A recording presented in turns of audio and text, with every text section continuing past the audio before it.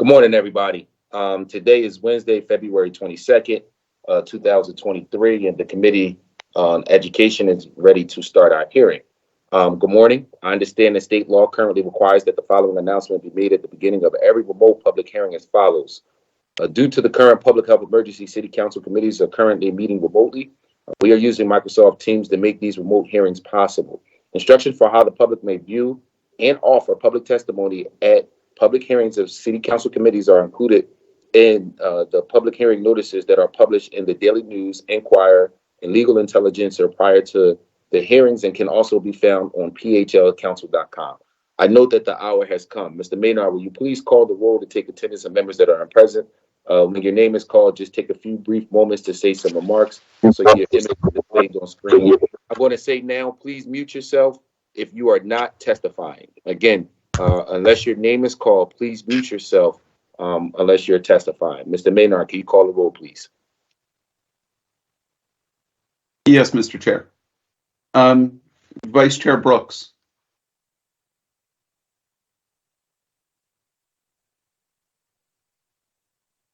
Councilmember Brooks.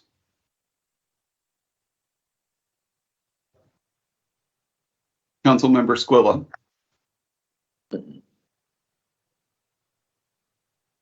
Councilmember Gaudier. Present. Thank you, Councilmember. Councilmember Phillips. Good morning, Chairman Thomas, and good morning, colleagues and the viewing public. Councilmember Phillips, present. Thank you, Councilmember Phillips.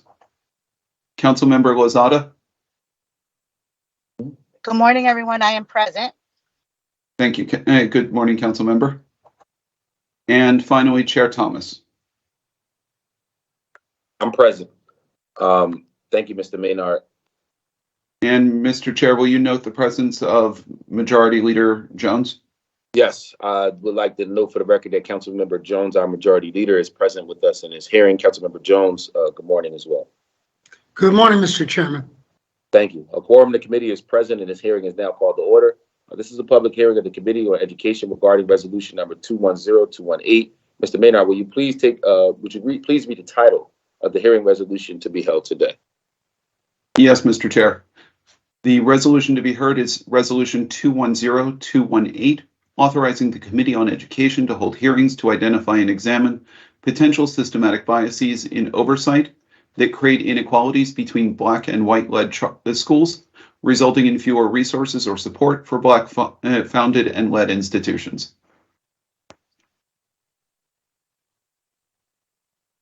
That's the only resolution to be heard today, Mr. Chair. Thank you, Mr. Clerk. Before we begin to hear testimony from the witnesses we have today, everyone who's been invited to the meeting to testify should be aware that this public hearing is being recorded. Because the hearing is public, participants and viewers have no reasonable expectation of privacy. By continuing to be in the meeting, you are consenting to being recorded.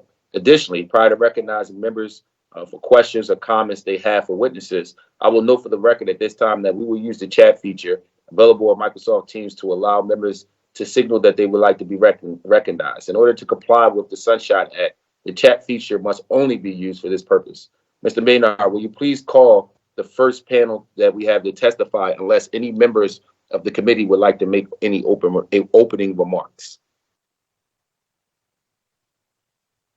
Okay, I'll have plenty of remarks throughout the course of our hearing today, so I won't start with opening remarks. I think it's important that we move right into the panel. So Mr. Maynard, would you please call our first panel to testify?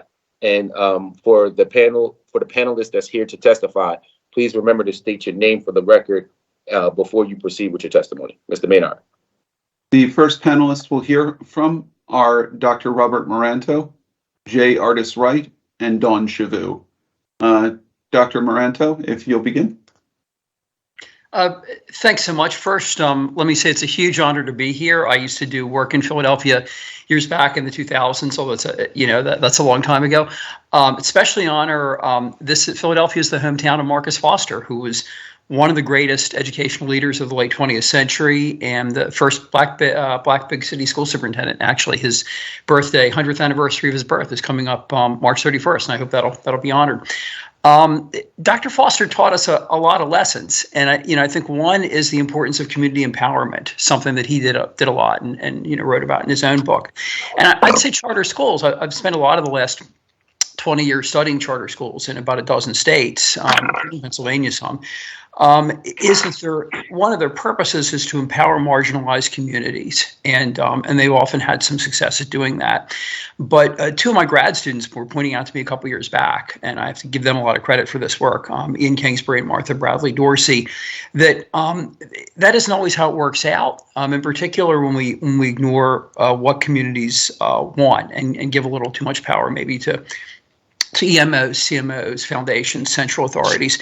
And so they got me to do some work, and really all three of us did. It was a partnership. One thing we did was we looked at charter school openings, and we looked at 654 charter applications in 8 states in New Orleans through the 2010s. And we found that just a quarter, 24% actually, of Black and Latino applicants were accepted. Compared to more than double, 53% of white and Asian applicants for charters. And, we think that there's some evidence. We try to control for a lot of things. We think there's some evidence regulators favor people who are a little more like them. And whether intentional or unintentional, we think it's probably unintentional. Clearly, this causes some inequities that really have to be looked at carefully. More recently, we published in a prominent journal and a couple of blogs. We looked at charter school closings, and there we look quantitatively at, again, through the 2010s, 2010 through 2018, 19.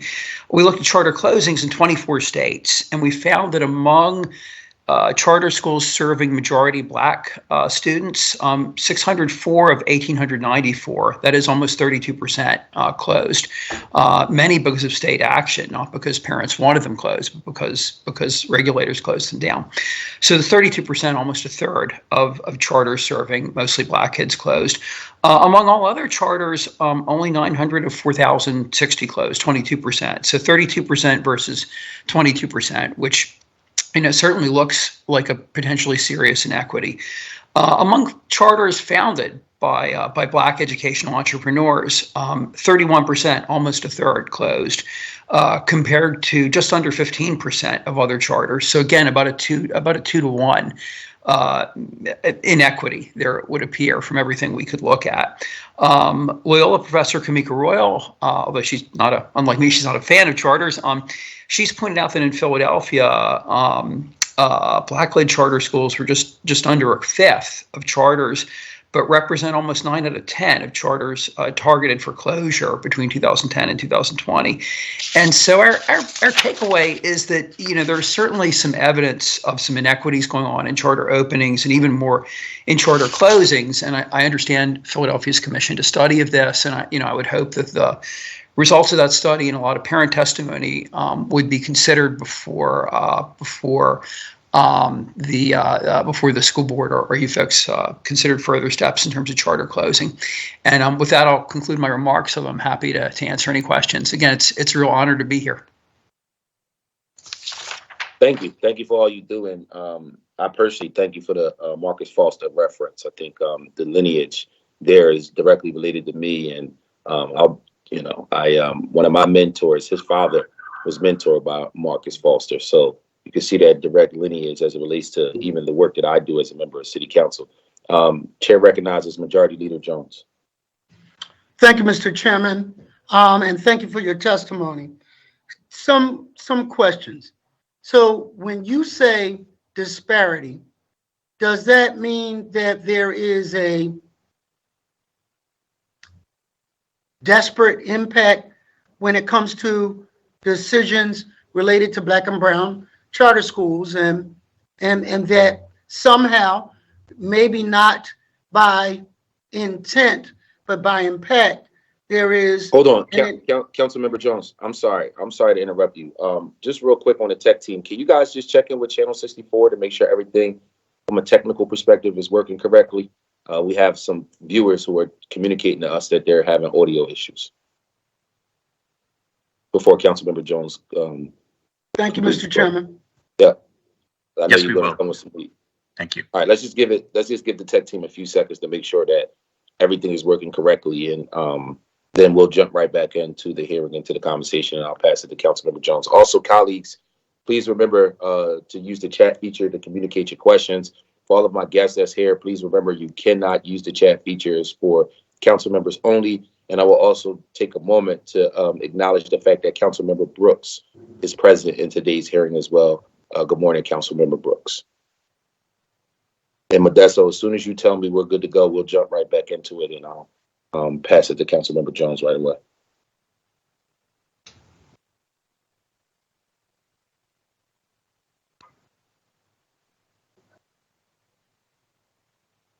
I think Everything okay. sounds good on the technical side with Channel 64 and with Teams, Mr. Chair. Thank you. Councilmember Jones, sorry for interrupting you, sir. No problem. So what I was asking was that in your findings, in your discovery, and possibly memorialized by future studies, is there a disparate impact on majority, minority charter schools when it comes to their openings and their subsequent closings? That's perfectly stated. There was a huge impact, and we did, my grad students and I, we studied this 9 ways to Sunday. We did a ton of tests, and kind of any way you slice the numbers, there was a huge impact, about 2 to 1 on who got approved to open. And then whether you looked at whether they were serving, we only looked at black run and black serving schools for the closing study, but there was anywhere between a 50 and 100% difference, that huge disparate impact, and we can say that with certainty. And I'm glad to, by the way, I think I sent this to Don Chavu. I'm glad to share the links to any of the studies, but yeah, that's exactly what we found. So in your estimate, what contributes, and my assumption is that is not by design, but impact matters. So what I would ask, what things do you think contribute to that differential? I think that some of it is just a natural thing that people tend to look more favorably towards people like themselves. And so if you get an application from somebody who's from the suburbs, who's from your race, who has the fancy degree, whatever, you look at them differently than you do from somebody coming up from the community. Some of it, and actually we tested for this. Some of it is that charter management organizations, we tend to favor policymakers. Bureaucrats tend to favor them because, they're big organizations. They know how to do a standard application. They have all those resources behind them. So it's not maybe intentional. I don't think it's intentional racism, but I think it's for those kind of reasons. Those CMOs and EMOs are more likely to be white and Asian. So I think it's a mix of things. I think the big takeaway, though, is it's concerning, especially to the degree to which that the charter movement is supposed to be, or a lot of us think it should be a movement that represents communities and less so the powers that be. And again, I don't think anybody needs anything nasty here, but this disparity is big enough to, I think, offer some real concerns. Do you find there's a difference between your larger chain charter schools, and do you find that Black and brown charter schools are more onesies, twosies by way of size? That is exactly one of our findings. We don't look at that in the second paper on closings, but in the first paper on openings, we coded that, and there was a pretty substantial impact there. You're absolutely right. I would further then ask, in your opinion, is there a apples to apples comparison to public schools and public charter schools by way of evaluations and reviews for openings and closings? I think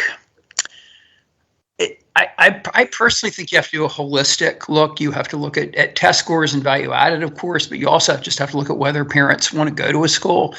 And if they want to go to a school, probably that gets at safety and building culture and other things. And I think that you have to look, you can't look at those in openings because the charters aren't open yet. But when you're thinking about closing, you have to look at that whole range of things, which usually parents are in a better position to judge than people who are further away.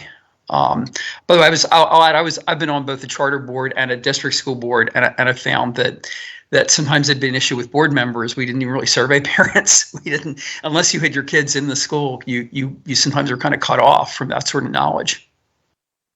What degree does cultural competency play in minority charter schools? And do you find that, and I have my own conclusions, but do you find that that plays a part into what I've heard from parents is the climate and the comfort, and not real safety, but at least the perception of safety within those environments? I think that's huge, and I think that cuts across a lot of racial lines and other lines. I'm a first generation high school attendee on my mom's side. My dad's side, I guess, I'm a first generation college attendee. And there's a huge difference in terms of whether you live in a place, in terms of the language you use. And I think it's something that can be really hard for, sort of middle and upper class folks downtown, kind of in more what we used to call gentrified areas or in the suburbs to understand. And I think that's definitely part of what's going on here. And I know when I do field work, I find that sometimes I have to kind of rediscover my roots a little bit, or try to, when I'm doing field work in some communities. I think that's absolutely right. And I don't think it's something you can just fix with a course or two. I think it's generally more than that.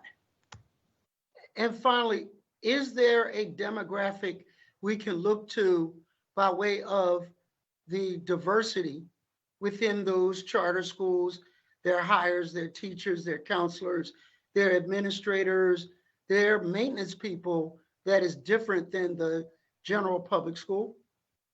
I think that being part of a community and charters, certainly Black-led charters and Latinx-led charters, I think are more likely to be coming from the community. I think one of the big advantages they have is maybe local credibility, that people know they're there, they're not going to go away. And I think a second kind of advantage they might have is, if I go into a community, it's not my community, I might have a lot of trouble judging the stories that parents tell me. I might have a lot of trouble judging people applying for jobs because they are from a different culture. And if I'm from that community, I'm just maybe going to be better at judging, is this person really going to do the work or not? Are they straight, or are they just feeding me a line? I think that's part of the value there. And I think that does lead to more credibility for those local institutions. Mr. Chairman, is the head of the school district's charter school office a part of the witnesses today? So we do have the school district as a panel, but I doubt that Pong specifically is one of the panelists representing the school district. We do, however, have the school board here who the charter office reports to. So we can get some answers before we leave as it relates to the content that's being discussed right now. Thank you, Mr. Chairman. Thank you, sir. Thank you so much. Those are excellent questions. Before we move on to the next panelist, inspired a little bit by Councilmember Jones, from your national perspective on this particular issue around the disparities related to Black-led institutions, who do you think has a model that works, right? Like, who do you think does it best as it relates to this work and this issue that we're discussing? That's a really great question, and it's one that I haven't studied nearly enough. I mean, I think in a strange kind of way, I'm originally from Maryland. I spent a lot of time in Pennsylvania and Virginia before I landed in Arkansas back in 2008. I guess it's been 15 years now. In a strange kind of way, I think Arkansas is starting to get it right for an interesting reason, which is we're kind of a small state. And so people sort of know each other. People across regional lines, people across racial and class lines know each other. It's not that hard to travel around. I was building a partnership once with some schools. Our part of the state where the flagship university is almost all white and Latinx. Actually, a lot of Hispanic immigrants here. Delta, Little Rock's very integrated. Delta is mostly Black. And it's an area we don't know that well. And we built a partnership there for a bit. And my dean, an excellent dean, we just traveled to Delta. I went there a lot, but he went there a couple of times. He's a busy guy. And the chancellor went there a couple of times and just visited people and visited schools and talked to folks and invited them to visit us up in Fayetteville. I think in a way, being part of a smaller state like Arkansas makes it a little bit easier. So you go just beyond the numbers and you try to really get to know people and sort of build links to communities that are not like you. So I gotta push my own state for a bit. But you ask overall a really great question, and honestly overall I don't know the answer. I know what to look for, but if you were going to tell me the state's amazing, I don't know if I could answer which one that is. I appreciate your candor and your honesty. I have to say that almost every day of the week. Questions my constituents, so I can respect that, and I appreciate your perspective. Thank you for your testimony. We appreciate it. And if you could just hang until this panel is over, because there may be another question as we continue to the other members of this panel. Mr. Maynard. I would be honored to, and I will turn off my mic and my thing, but I'll be around through the day and down the road. People should feel free to email me. Thank you. Thank you for lending your expertise to us. Mr. Maynard, can you please call the next witness to testify from this panel? Of course, Mr. Chair. The next witness we'll hear from is J. Artis Wright, and after that we'll hear from Don Chavou, just to cue things up. Thank you, Mr. Maynard. Please state your name for the record, and you may begin with your testimony. Good morning, council members and guests. Can you guys hear me okay? We can. Okay, great. My name is J. Artis Wright. I am the executive director of the Freedom Coalition for Charter Schools. We are a national organization. We're a national advocacy organization that supports Black and Latino charter school leaders and their families. We are in 10 regions across the United States, and we advocate for the growth and expansion of charter schools run by people of color. Our organization evolved from a collective movement of Black and brown charter school leaders who run successful schools but were often overlooked, and at the same time were the first on the chopping block when it came to closing. There is a political controversy over charter schools that muddies the reality of what we're trying to do. In our schools, our families are focused on quality school options and better alternatives than the current low-performing school options that we see in our urban neighborhoods. There are about 3.7 million students attending charter schools nationally. And of that group, about 80% make up Black and brown students. The population is predominantly Latino and Black, but at the same time, the charter schools lack in racial and ethnic diversity relative to the students that they serve. The numbers of Black and brown charter school leaders is significantly low. We have found evidence that strict governing requirements and funding disparities are limiting the number of charter schools, specifically those run by Black people. And as my colleague mentioned a moment ago, studies have shown an alarming disparity in closures and shutdowns of Black charter schools. I'll repeat what you've already heard in the sense that 31.9% of charter schools serving predominantly African-American populations are closing, compared to 13% of those serving other populations. Similarly, 31% of charter schools started by African-Americans closed, compared to 14%. We find this to be extremely alarming, especially when we know that students perform better when they are taught by someone that they identify with. Our charter leaders are closing the achievement gap and graduating students at higher success rates in charter schools, providing better options than their local low-performing school. In many of our districts, charter schools are the only other viable option to a public education. And in some cases, that's the last option that parents have. We seek continued support for Black and brown charter schools in the areas of funding, operating, authorizing diversity, and expansion. Our public school systems are perpetually failing our students and families, and few options, and our families have few options. And when it comes to accountability, we are finding that Black charter schools specifically are being judged far more harshly and with less grace and opportunities. I welcome feedback and an open dialogue to discuss how we can remedy these disparities. Thank you. Thank you for your testimony. What we'll do is we'll let the next panelist testify, and then we'll open it up for questions for everybody on this panel. Let's do it that way. Mr. Maynard, can you call the next witness to testify, please? Of course, Mr. Chair. The next witness to testify is Dawn Chavou. Ms. Chavou, are you connected? Yes, sorry. I was just turning my camera on. So, No worries at all. okay, thank you. Good morning, Council Member Thomas and fellow committee members. Good morning, Council a Majority Leader Curtis Jones. It's great to see you here today. Thank you all for your leadership and taking time to hear more about the issue of systemic inequality in our public education system. Since this hearing is taking place during Black History Month, I would like to begin my remarks by quoting a very distinguished Black man who was born into slavery, but ultimately became one of the greatest scientists and inventors in our nation. George Washington Carver said, "Education is the key that unlocks the golden door to freedom." He said this because, like him, we know that regardless of who you are, where you come from, or how much money you make, when you have access to education, it creates a clear and lasting path to freedom and opportunity. We also know that throughout history, people in power wanted to keep Black people and the working class uneducated because it made us easier to manage. Fast forward to 2023, we believe that the lack of access to high quality education can change a child's life trajectory and oftentimes keeps a child from being free or having access to the same opportunities as other children who do have access. My name is Dawn Chavou, and I'm the proud product of both private and public school education, ultimately graduating from McCall Elementary School and Franklin Learning Center High School. I was also a Philadelphia Public School Student Board representative and worked to improve the quality of my high school even when I was a teenager. As an adult with a master's level education, I've spent over 20 years in the education reform space, serving as a founding board member of a Black founded and led charter school, serving in numerous capacities at the local, state, and national level regarding reform work.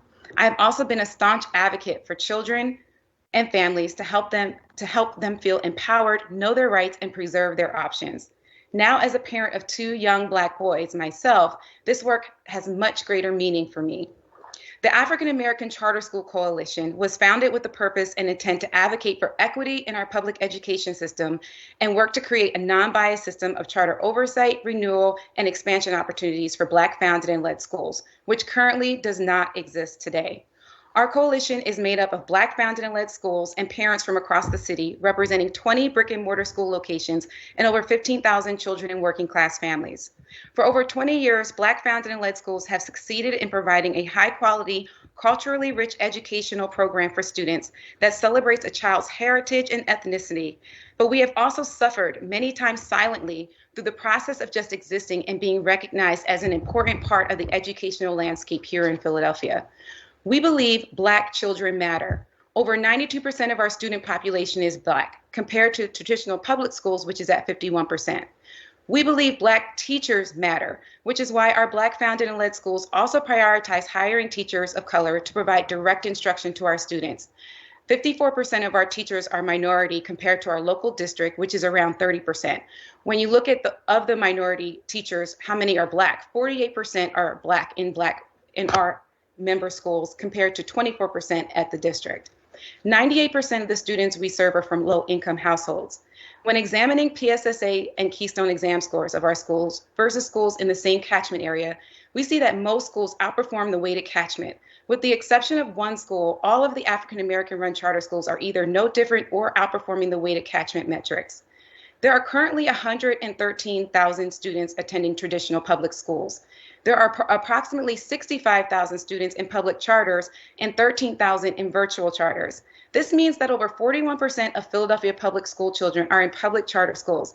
This does not include the other 23,000 who are on charter school waitlists. The schools within our coalition represent not only high quality and culturally focused education programs for scholars, but they also serve as an economic engine for the communities and local neighborhoods they are in. Our schools also support many small Black-owned businesses and vendor opportunities. Despite the great work these schools are doing, there are inequities that exist between white and Black-led schools when it comes to funding, resources and support, school district renewals and expansion approvals, and philanthropic resources and distribution. Please also consider this other very startling statistic. Our member schools only represent 20% of the public charter school sector, yet represent over 87% of all school closures or non-renewals within the last 10 years. We continue to stop We continue to fight to stop budget cuts at the state level and city leaders who advocate or vote for the dissolution of public charter schools without fully understanding or appreciating the consequences of their actions.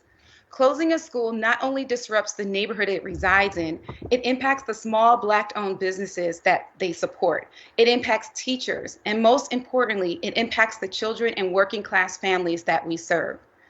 Our schools have collectively dealt with racism, discrimination, inequity, subjectivity, and bias when it comes to school expansion and renewal opportunities. The current process that the Charter School Office and School Board uses to evaluate and determine renewals for Black founded and led charter schools is broken. And many times when schools have spoken up, there has been retaliation. That is why we launched the Black Schools Matter campaign, which is our effort to correct misinformation about African American founded and led public charter schools, as well as hold all of our stakeholders and individuals who are in positions of power accountable to not only ensure our scholars and parents feel like they do matter, but to create a more fair and equitable system for our schools. I mentioned that the district system and process of oversight and renewal is broken. I would like to provide you with a few brief examples of why we believe this is so. Annual charter evaluations, also known as ACE reports, are used by the Charter School Office to provide interim school evaluations for years in between charter renewals.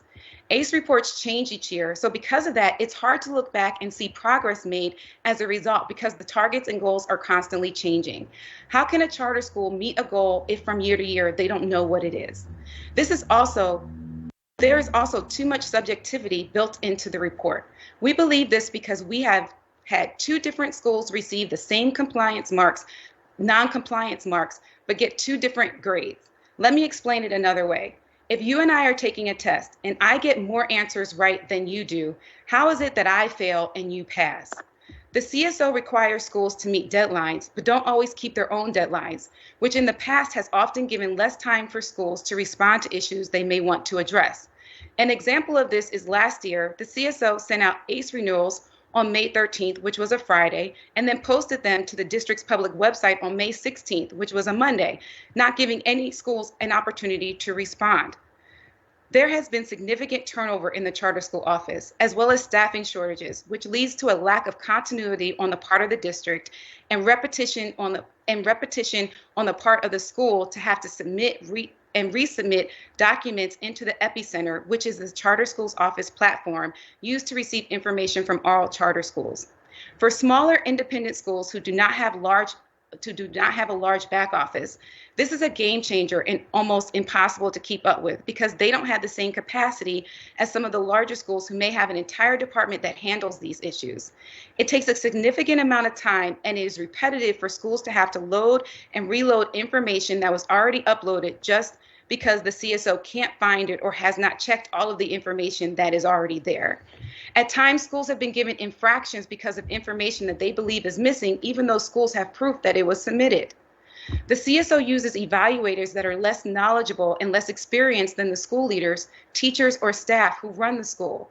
If you are being evaluated, which will determine the continuation or dissolution of your school, wouldn't you want someone who has a depth of experience and knowledge to actually know and understand what they're looking for? For instance, one district evaluator actually asked a school leader to tell them what they should be looking for to ensure their school is adhering to their mission.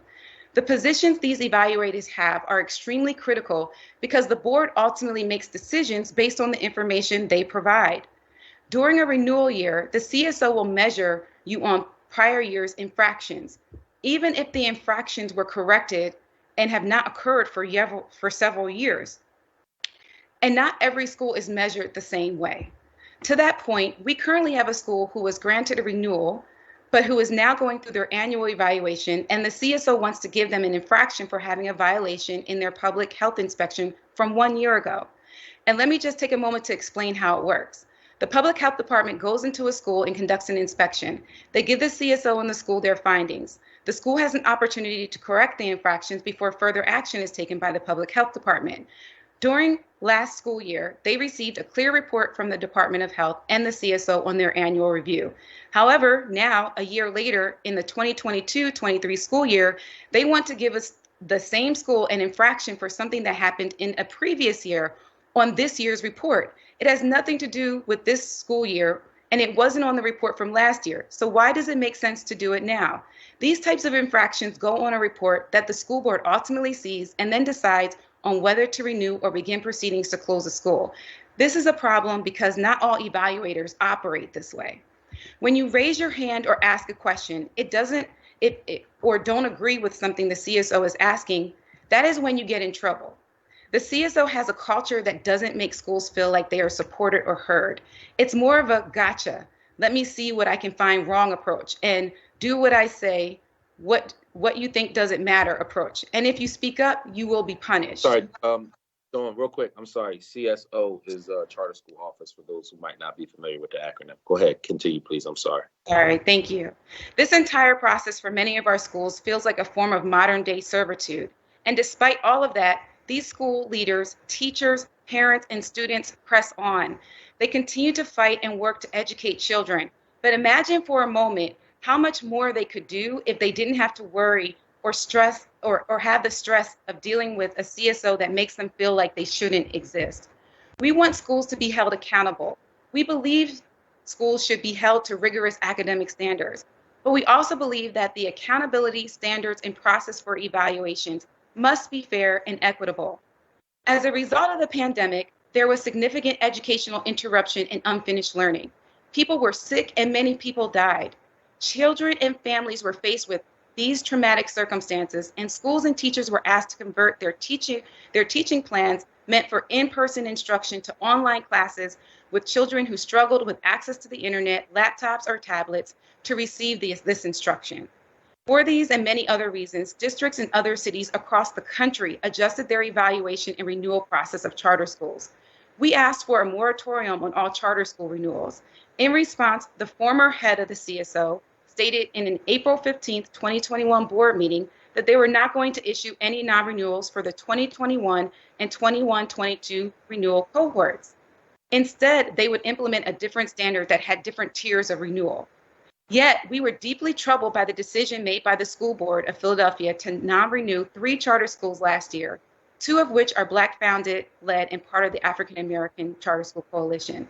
The fact that they would continue to non-renew Black and founded led schools while on the tail end of a pandemic, changing course from what they originally stated, and in the middle of a charter school investigation to examine whether there are biases and or discriminatory practices of their own organization and policies as it relates to these types of schools is just mind-boggling. We have said over 2 years now that there are problems with their renewal and evaluation process that have a disparate impact on Black-founded and led schools. The board has heard testimony from charter school operators about the CSO and the current head of the charter school office have been made against him of discriminatory and biased practices he's used and his tactics of playing favorites with certain charter school operators. The fact that the board would make such a serious decision impacting thousands of families without meeting with the schools directly, rather than relying solely on filtered information from the CSO, is not only unfair, it is unjust. Having to fight the district on issues like this while also educating kids takes resources away from students who need them the most. The decision to non-renew, revoke, or deny the expansion of a public charter school has a significant impact on the families served by the schools and impacts the entire community.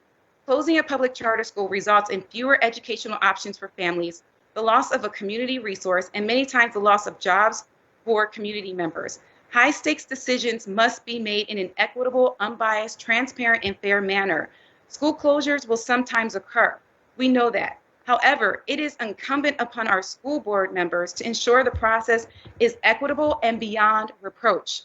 A decision to non-renew also significantly impacts the school and causes irreparable harm because of the loss of teachers, students, and finances. It is also a major disruption for children and families. Considering the amount of trauma and disruption many students have already had to endure over these last few years because of the global pandemic, civil unrest, and increased gun violence. Think about it. Just yesterday, one of our member schools had a shooting in front of their school, and another one of our schools not only knew the Temple police officer who was killed over the weekend, but has immediate family members who attend their school. We believe it is in the best interest of children and working class families not to be subjected to additional stress and trauma by making decisions to close Black founded and led institutions based on a renewal process that is grossly flawed, subjective, biased, and inequitable. If the board is going to make such a major decision, the process must be unimpeachable to be certain children and families are not unnecessarily being disrupted or displaced. Now, we thought some of this would have been addressed in the report, and I'm talking about the investigation. We also thought we were making progress with the launch of the charter school investigation, which began in November of 2021. The Black charter community did everything we could to answer questions, provide information, be available for interviews with the investigation team led by former City Solicitor Marcel Pratt and the Center for Urban and Racial Equity, also known as CURE. We believed and we had faith in the process that everyone was going to participate and be forthcoming with information. We were frustrated but waited patiently, believing and hoping that the report would be finished and released in August of 2022, as was originally committed. When that didn't happen and the new date of October was given, we waited patiently again. That deadline was not met. Then a third deadline was set for January of 2023, just last month, and again, that deadline was not met. And now we have no anticipated date of when this report will be finalized. This is unacceptable to us because in the midst of this ongoing investigation, the CSO and board continue to take action steps to close more of our schools. I've never known or seen an entity continue to use a process that they are currently investigating to cause further harm to the people who called for the investigation. It makes no sense to us.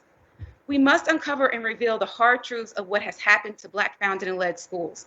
Our right to exist must be protected, and we need to collectively create a more equitable system for all public schools. Like historically Black colleges and universities, historically Black public schools must remain a permanent part of the educational landscape in our city. The evisceration of independent, self-governing Black institutions must stop before all Black founded and led schools are dismantled and closed, leaving our great city with an exclusively white charter sector. Whether you support public charter schools or not, please know that our existence is the will of the people. They have voted with their feet and sent their children where they want them to go. We have to stop denying parents the ability to have options. These options just can't be for those with means or the ability to move into certain neighborhoods or move out of the city. High quality public school options must exist for everyone. The ability to have an option and make a decision about where a parent wants to send their child provides liberation and freedom for Black working class families. Close to 65,000 families have exercised this choice. At what point do we stop fighting over a false narrative meant to keep us apart rather than coming together, united to serve our students? We are grateful to the district for their most recent efforts to implement some of the recommendations and solutions our organization provided to fix some of the problems outlined in my testimony today. But I know there is a lot more that our schools and all of us need to be doing, and many of our schools are still being harmed.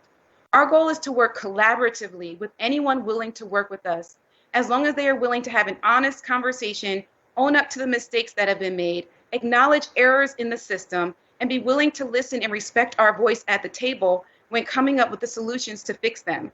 It is exhausting and unsustainable for our schools to constantly be fighting the CSO and the Board of Education. Rather than fight for our ability to exist, help us by ensuring there are equitable processes in place. Help us by giving schools the latitude and freedom to educate and support the children and families all of you represent, while not having to battle a system that has more money, more power, and more resources than we do. Help us by finishing the investigation and sharing the report with us. Please know that we are not the enemy. Our schools and teachers are here trying to do their best under very difficult circumstances to provide a culturally competent, safe, and enriched educational environment for children to learn and thrive. If the approach we take is one of collaboration instead of elimination, I think public school children and families in our city will be much better served. Thank you for this opportunity. Thank you for your testimony. Very powerful, very much appreciated. This entire panel was extremely powerful and great. I'm going to open it up to my colleagues for questions. But the first thing I just want to highlight, out of all the things you said, I think that is startling. And I think that's what a big part of why we're here today is when you look at that over 80% of the closures in the city of Philadelphia, Black and brown institutions, while those same Black and brown institutions make up less than 20% of the population. Clearly, there's a problem here. So thank you for that powerful testimony, and thank you to that entire panel. Chair recognizes Councilmember Jones.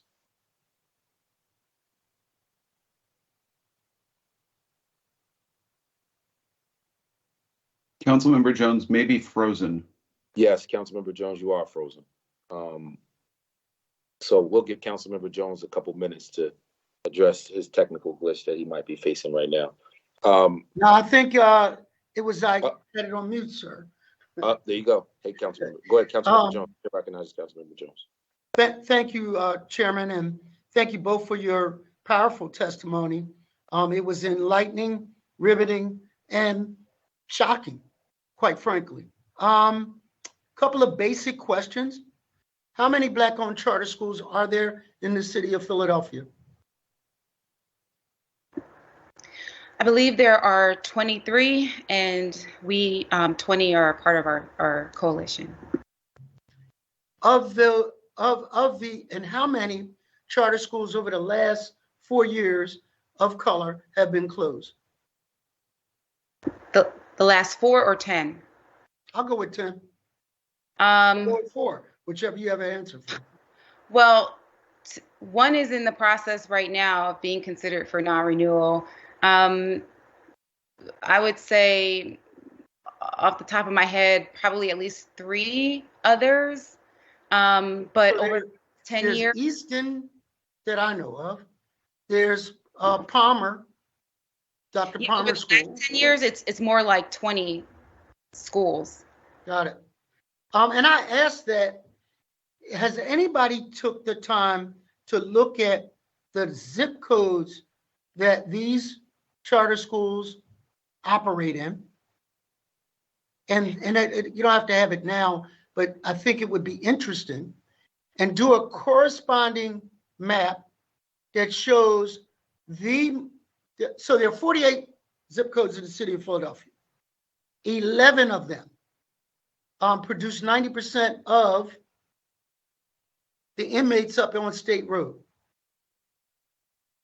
I was told by an educator that if you look at that and see where schools are failing and the ones that are not failing, that has a direct correlation to the school to prison pipeline. So knowing where successful schools are versus schools that are being persecuted and how that relates to that school to prison pipeline is essential. It is as important as the disparate impact of the closings, because there is harm. There is harm. So that's number one. Number two, I would be interested in looking at the output of violence, student to student. We're the chair of education and I are looking at where violence occurs in our schools. And what does that mean? Is it student to student? Is it student to teacher? Is it parent to student, parent to parent? And why is that important? Because there is a climate and safety factor that is related to that. And these are all considerations. I know in my district, when a parent wants, or couple or single parent wants to buy a home, they ask those exact questions of me. And they want to know, what are my options? And they don't usually say public school option, charter school option. They say good school option. And so if we start to codify that information, document that information, I think we get a truer picture of what is going on in the education environment in our communities, in our zip codes, and a fair comparison to if one school, charter or public charter, however you want to classify it, has a increased population of at-risk kids that wind up in the system versus another, that's got to be a measurement. It is important to that community, to those kids. And so Chairman Thomas has a sense of urgency because every year we don't get this right, there's another graduating class that goes to prison.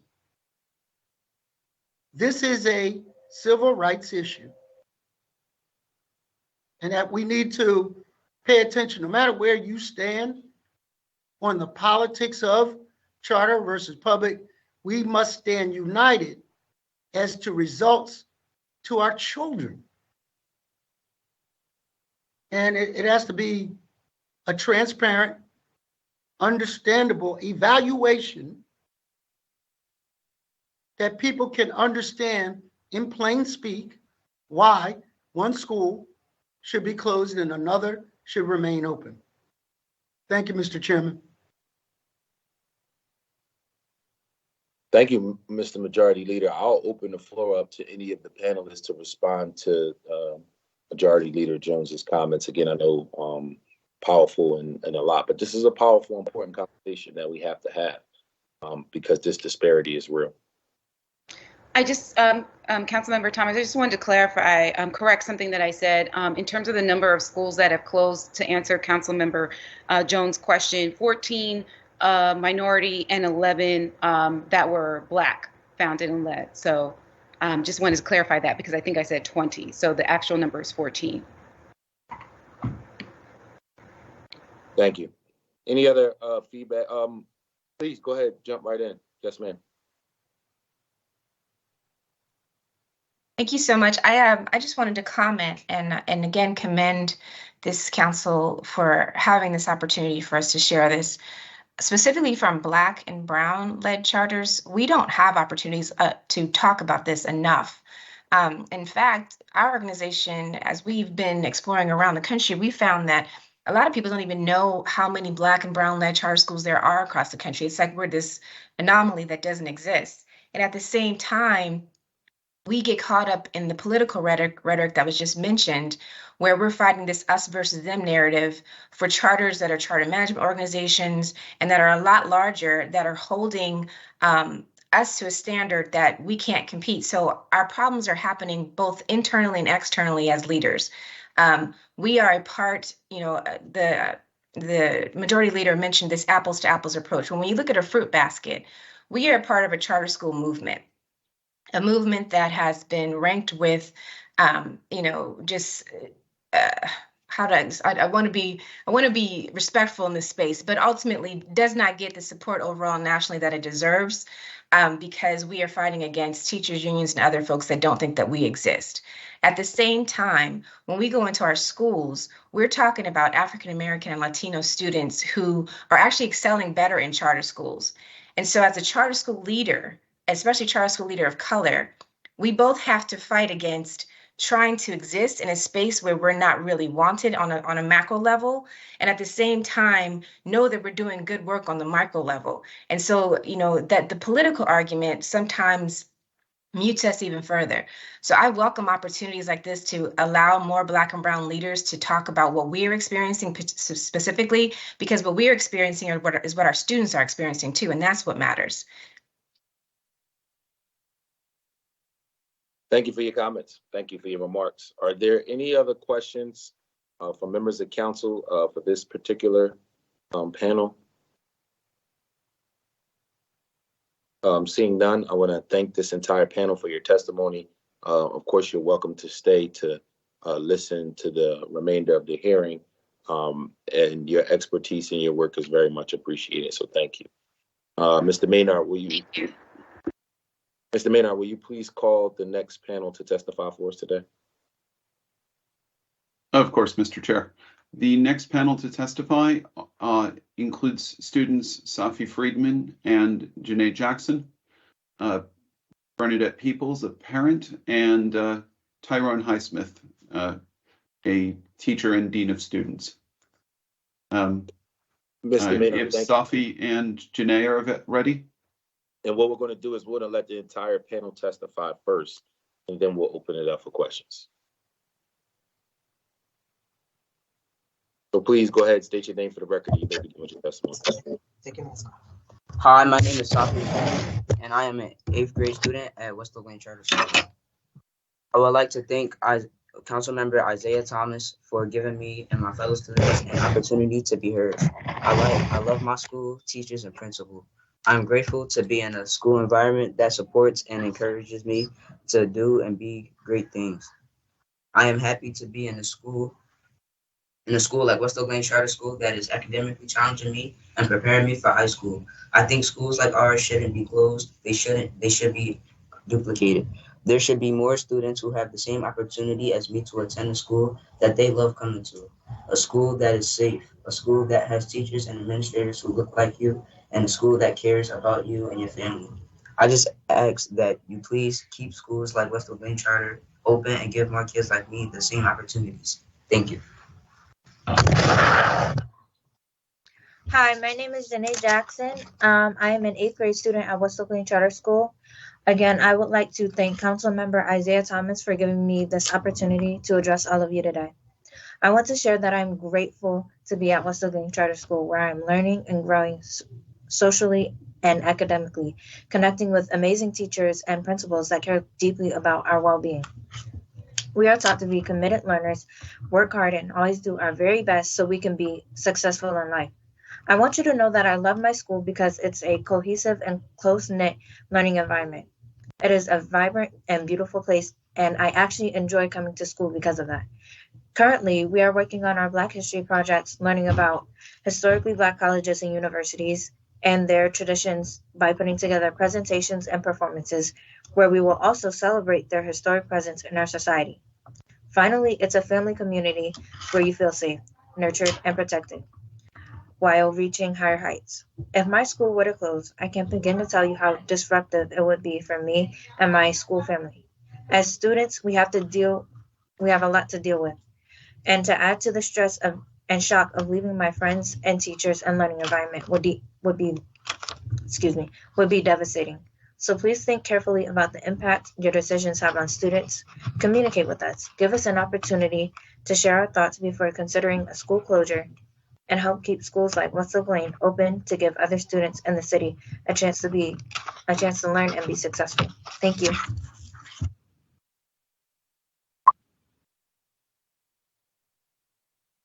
Thank you, students. Next up, we have Bernadette Peoples.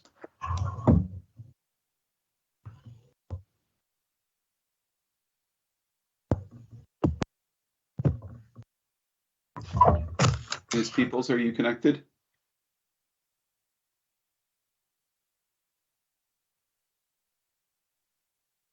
Okay, we'll bounce Ms. Peoples later in this hearing and go to Tyrone Highsmith. Mr. Highsmith. Great morning, councilmen and guests, and thank you so much for this opportunity to speak to this very important issue regarding the education of Black and Brown children all over our nation. My name is Tyrone Highsmith, and I will also begin my comments with a quote from the late Reverend Dr. Martin Luther King, who once said, "If a man seeks merely to be a good Black school teacher or a good Black doctor or a good Black lawyer, he has already flunked the matriculation examination into the University of Integration." And that speaks volumes regarding the disparity that we're talking about today in the educational system, both then when it was quoted and even today. We have always had to go above and beyond just to be whoever we aspire to be in this country.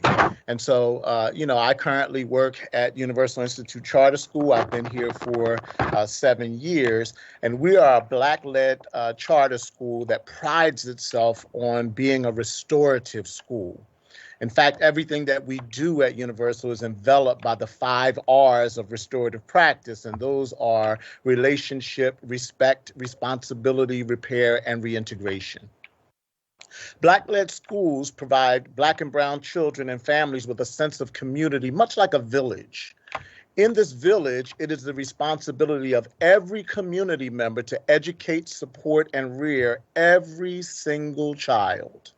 This model provides not only stability, but also a fair chance at success. The school is more of an extension of the home than it is a school.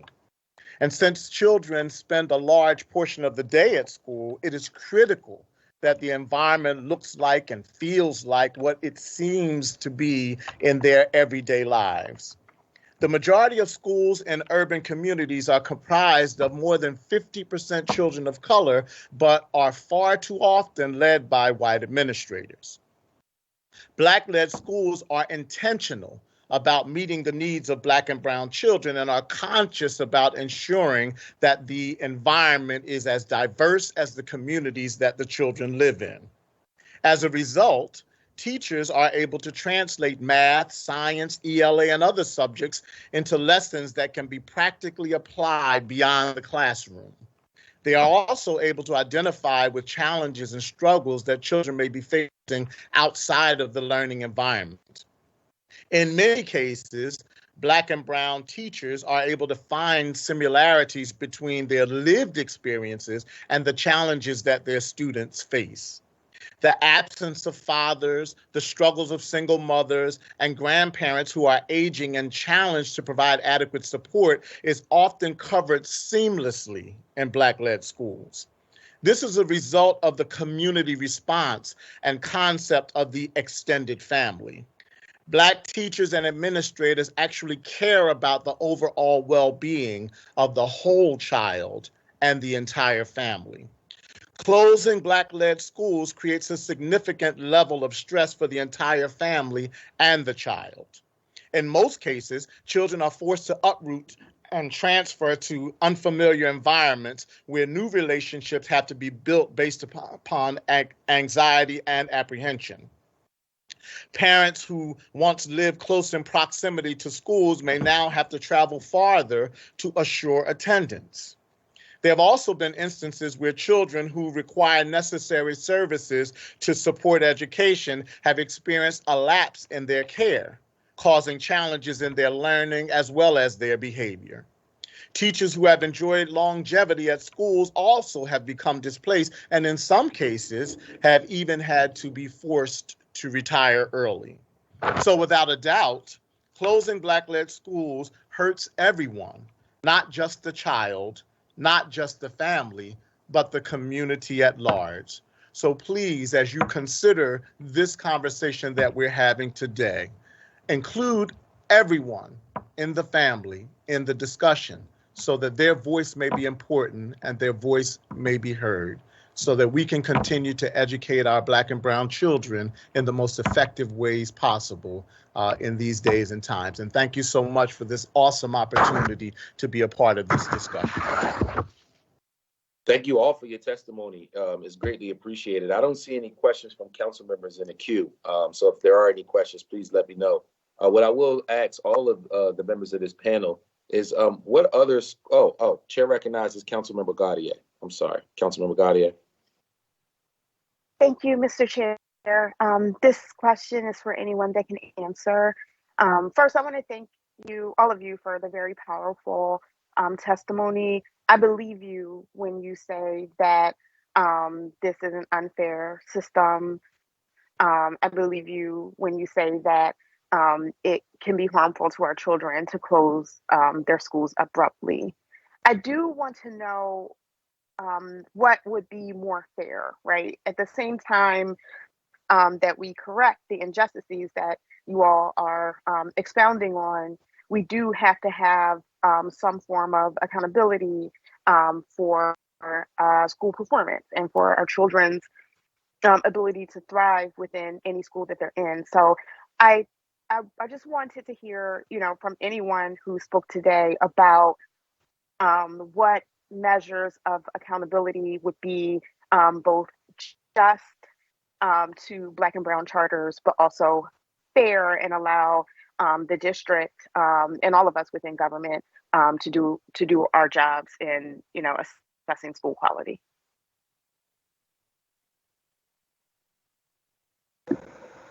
So, Councilmember Thomas, I think Larry would like to start with answering Councilmember Gaudier's question. let's let Larry answer that during his testimony, because I can't let Larry go until he does his testimony. Oh, Is I'm there sorry. Do you anyone- want me to then provide an Sure, answer? yeah, please. Can you please? Okay. Let me just, I don't, so thank you so much, Councilmember Gaudier, for being here. Larry is actually, Mr. Jones is actually going to talk about solutions and, what we think are, needs to happen in order to make some of the changes. I think for starters, it's a conflict of interest for the district to serve as an authorizer when there are students when there's an incentive to close schools because the assumption is that those students will return to the district. So I think that, that's always been a challenge.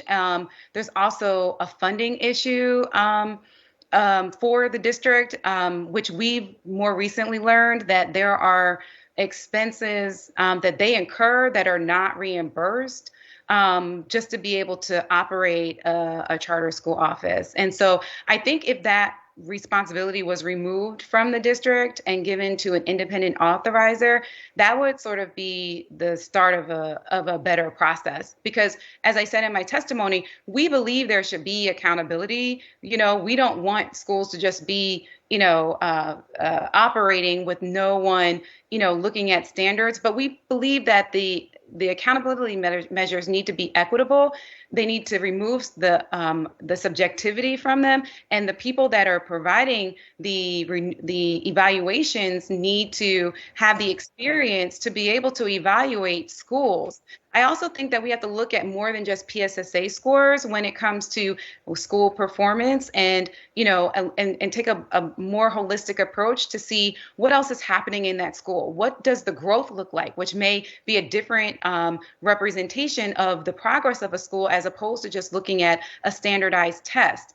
I also think that we need to reevaluate the entire tool and process that's used with the ACE report. And as I mentioned, because of the changes every year the goalpost changes. How do you know what this? How do you ever win?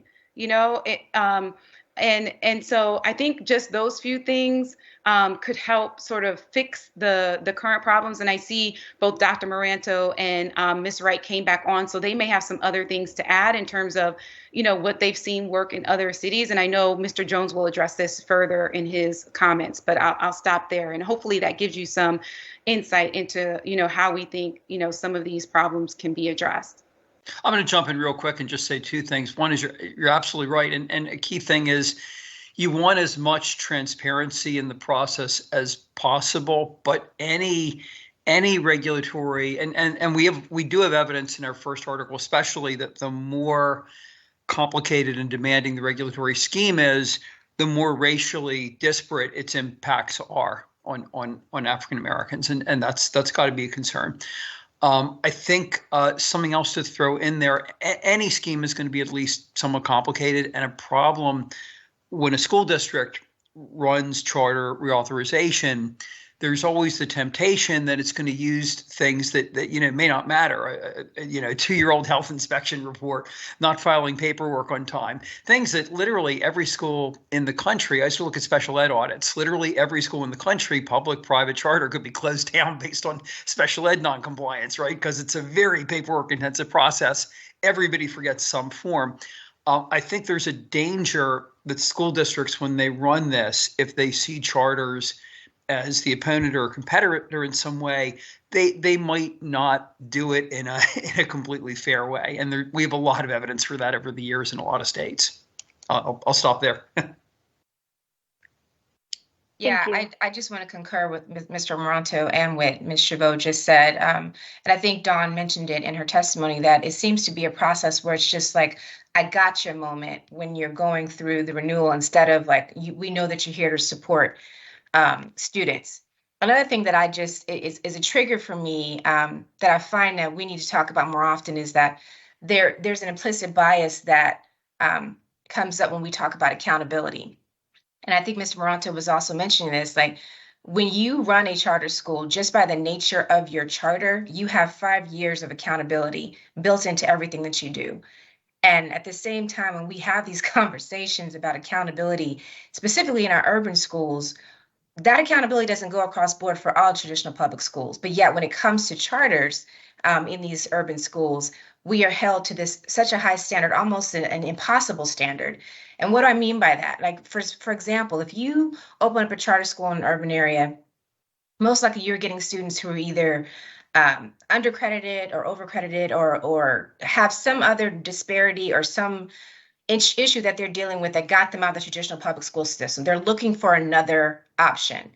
And then they go to a charter school and they're expected to perform when they're already coming in reading below grade level. They're already coming in. They're seeking another option because the option that they first had didn't really support them.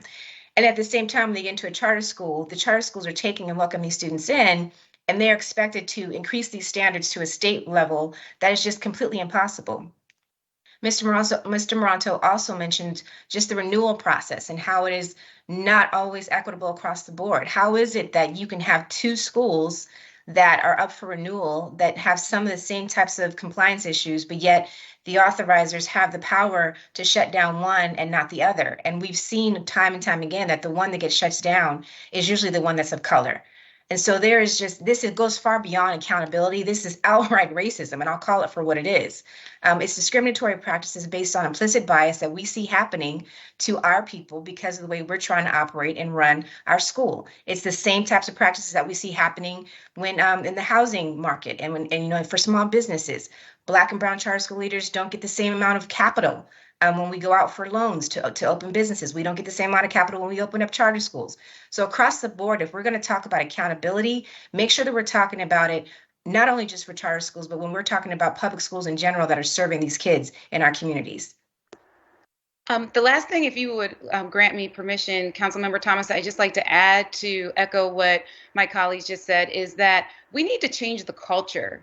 That's in the charter school office. Like if the charter school remains as is, the culture has to shift from, as I said in my testimony, that would do a lot so that people don't feel like they're having to be evaluated by people who they know don't want them there. That's the feeling, the overall sense that people have when they're being evaluated, unlike other authorizers in other cities that are much more, that come from, that have a different approach and are much more supportive in their evaluation. So it's not like, let me find everything that's wrong, or, let me give you a score in year 22-23 on something you did 3 years ago, even though you corrected it for the last 2 years. That makes no sense. That's currently what's happening right now. And so I think if we can shift the culture so that it doesn't feel, so schools, especially Black operators, don't feel like they're not wanted, or they don't have the right to be where they are in these roles as leaders of these schools doing amazing work, I think that would help to correct some of these issues. Thank you, everybody, for your response. It's very much appreciated. Councilmember Gaudier, I'm assuming you're good to go. Yes, thank you. Thank you, colleague. Are there any other questions? One question. So I wanted to ask the young, I don't know, are the young people still with us? They just had to sign off because they have early dismissal from school today. So they're oh no, they're still there. Oh, I see. Okay. Oh, are they still there? Ms. No, they're dismissing. My apologies. That's no okay. problem. My son had an early dismissal today as well, so hopefully he called the Uber because I'm here with y'all. Okay, so we're good to go. Mr. Maynard, let's move on to our third and final panel for today's conversation. I think that this has been a great dialogue thus far. Let's move on to our third and final panel. Sure. Just before we do that, I'm going to call Bernadette Peoples once more to see if Ms. Peoples is in the meeting.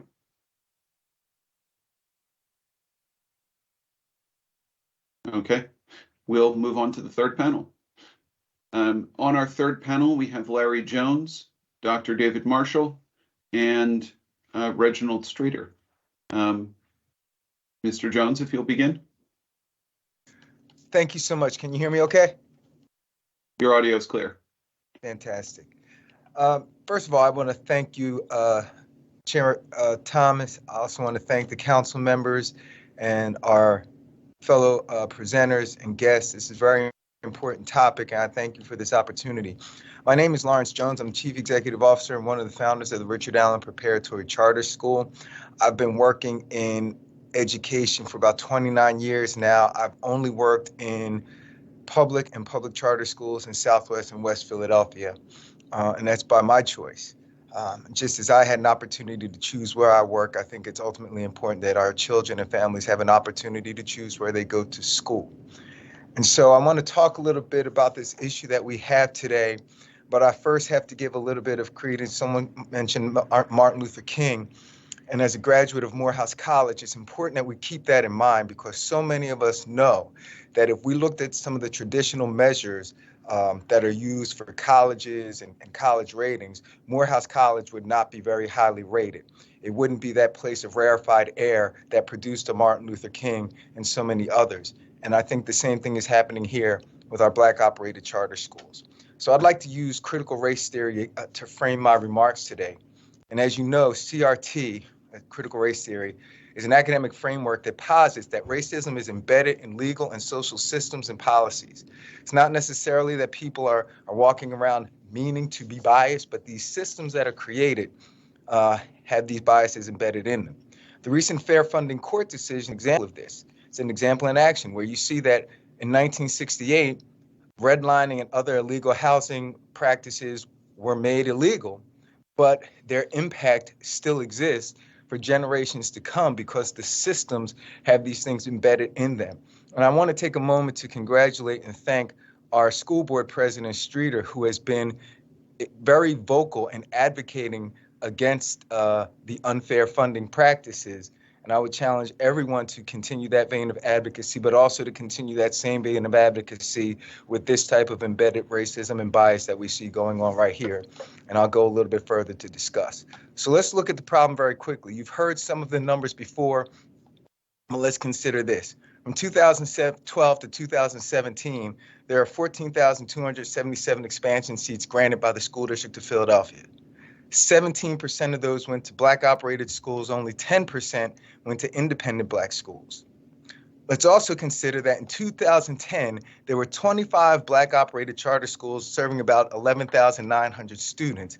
2021, 23 Black operated charter schools serving 14,600 students, about a 2,700 student increase, but we've lost 2 schools, and we've actually lost more since then. At the same time, 2010 to 21, there were 35 non-minority schools, and that increased to 54. Their enrollment increased by 27,000 students, or over $300 million annually in revenues. So if we understand and look at the fact that Black operated charter schools hire more minority teachers, contract with more minority vendors, are located in more communities that represent their children, those revenues and funds that we are intentional about making sure go back into our community have been taken, are gone. So there's an academic, a social, and also a financial impact, not to mention the simple fact of the message that's being given to our children that their people can't educate them. How must the child feel if he's made to think that his own people are not worthy to provide him with education? So I want to go a little bit further because there's a little bit of stickiness in this data as well. I'm sticking with the 2010 to 2021 school years. And if we also look at that, when we talk about charter school application, as Dr. Moranto said, the new charter schools coming into the system. In Philadelphia, from that 2010 to 21 period, we had 8 new charter schools. They were all non-minority charter schools, and they are serving 5,100 students. In that same time period, 11 Black operated charter schools were closed, and they're served 4,800 students. This doesn't look much like a coincidence. It looks like a significant problem.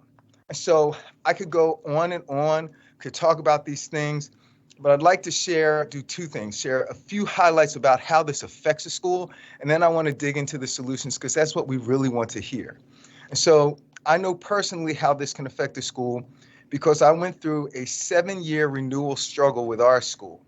My children joke around and say that that took a couple of years off of my life, but I don't really think it's that much of a joke. Despite our having an innovative high school hybrid idea and being able to actually open and show and get that high school started back in 2014, we were not granted full expansion into a high school.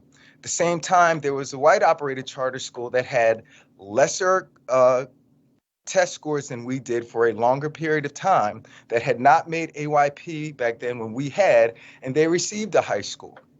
Right after that, we received a charter renewal and got a one-year charter renewal for no ostensible reason. That renewal was never publicized. After that, we were given what's called a mid-year charter renewal, which is not legal anywhere that I know of in Pennsylvania, but we got it. And our school in 2017, October of 2017, was voted for non-renewal. Oddly enough, 3 months after voting us for non-renewal, the school district gave us a very public award for 3 years of exemplary growth on their school progress report, which didn't make sense to us. They waited 8 months before giving us any type of a hearing notification, and the hearing ultimately ended in a settlement. We were able to work through that settlement and get to a point where we could go through renewal again.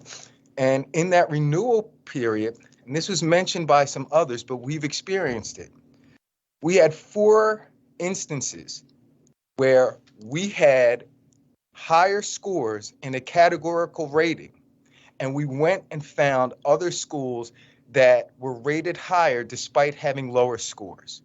We presented this information to the charter schools office, and to their credit, they changed our rating. So it moved us from does not meet the standard to approaching the standard, which means it moved us from a category that could have had us put up for non-renewal to a category that would not have us put up for non-renewal. And that sounds like a good thing, but why should someone have to go and read through 87 charter school renewal reports to find that information and data? And that's what we had to do in order to get where we are. And so I can tell you a lot of different stories. I can have other colleagues come here and tell you stories. I can have former colleagues whose schools are closed come back and tell you stories, and the stories are all similar, but now we're speaking our stories loudly. And before I get into the solutions, I think you have to know that we want to simply be heard. Because if any other group, any other protected class had a complaint with this type of data behind it, would you feel comfortable with the same people the allegations were made for and the same process that is being alleged to be wrong, that is currently under investigation, continuing to be used to evaluate the people who have brought forth the complaint? Nowhere would this happen. If a supervisor is accused of some type of harassment, there is no business that would turn around and allow that person, while the investigation is ongoing, to evaluate the person that accused them. It just would not happen. It would make the accuser feel more like a victim. And quite frankly, that's how many of the Black charter school operators feel. We have been through a difficult process and then victimized time and time and time and time again when we have to report on this same process. And so it's important that you get that feeling, the feeling of our students, the feeling of our teachers. It's important to know that when a school district simply puts a school up for non-renewal, they don't have to vote for it, they simply recommend it. That school is now often irreparably harmed financially. They lose staff, they lose students, they lose funding. It's an important decision, and these decisions are being made for faulty evaluative processes. So what do? The first thing that we have to do is what you've heard. We need to create an independent authorizer similar to those found in New York at SUNY. I'll say it again. We need to create an independent authorizer. This benefits the charter schools, and I believe it would also benefit the school district of Philadelphia. While we are looking at an independent authorizer, we also need to critically examine the authorization processes to identify areas of bias and inefficacy. We need to do this collaboratively. The charter school movement, city council, various stakeholders should be involved in this process, and they should make sure that there are people who have actually operated charter schools that actually get to make these decisions. There must be a more holistic evaluation of public charter schools and of all schools. Charter schools are here to provide choice, but also to be innovators. If we work collaboratively to find a better way to evaluate schools, to evaluate all schools, this can be something that starts with charter schools and then moves into the district. Charter schools were a reform model, and what we have seen is that rather than reforming with new ideas, there is this effort to make charter schools look more and more and more like the district schools we were meant to help reform, and that doesn't make sense, and this is why we need a new evaluation process. The charter renewal process should be consistent. Schools should know what is expected of them at the beginning of their charter term, and it should not change year to year to year to year. I've been through a number of charter renewals since our school started in 2001. I can tell you right now, no two renewals have been the same. I've been through 3 renewals since 2015, which I think is a record, and all 3 have been different. And that's not fair, and that's not correct. Most importantly, we need to remove the us versus them mentality. As a middle school operator, I get students that come to me from public schools, private schools, charter schools, and I look at those students and they are my kids. And when they leave my school and go to high school, I don't care if they go to a public high school, a public charter high school, or private school, they're still my kids. And if we look at this as if we're working for our kids in our city, then we'll get a different result. And then finally, I urge everyone, especially our council members and those on the school board who are in positions of power rather, to remember that this is not a charter issue right now. This is an equity issue. And I charge each of us to fight this gross example of inequity with the same vigor with which we have attacked other forms of bias and racism. I thank you for your time. I'm here to answer any questions you may have. Thank you, Mr. Jones. We're going to hold questions until after we hear from everyone on the panel. Next up is Professor Marshall, and after that, we'll hear from Board President Reginald Streeter. Professor Marshall, when you're ready. All right, thank you so much. And then I'll echo what others have said. It's an honor to be here this morning. I appreciate this panel. And as a former resident of Philadelphia, what happens in the city matters deeply to me, and what happens in the schools matters deeply to me. So it's an honor to be here.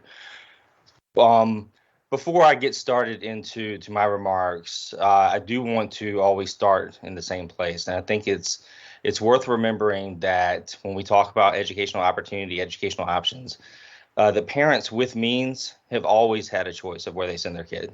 They always have, whether that's through the house they buy, or whether it's the private school tuition that they choose to pay if they deem the surrounding schools not acceptable to them.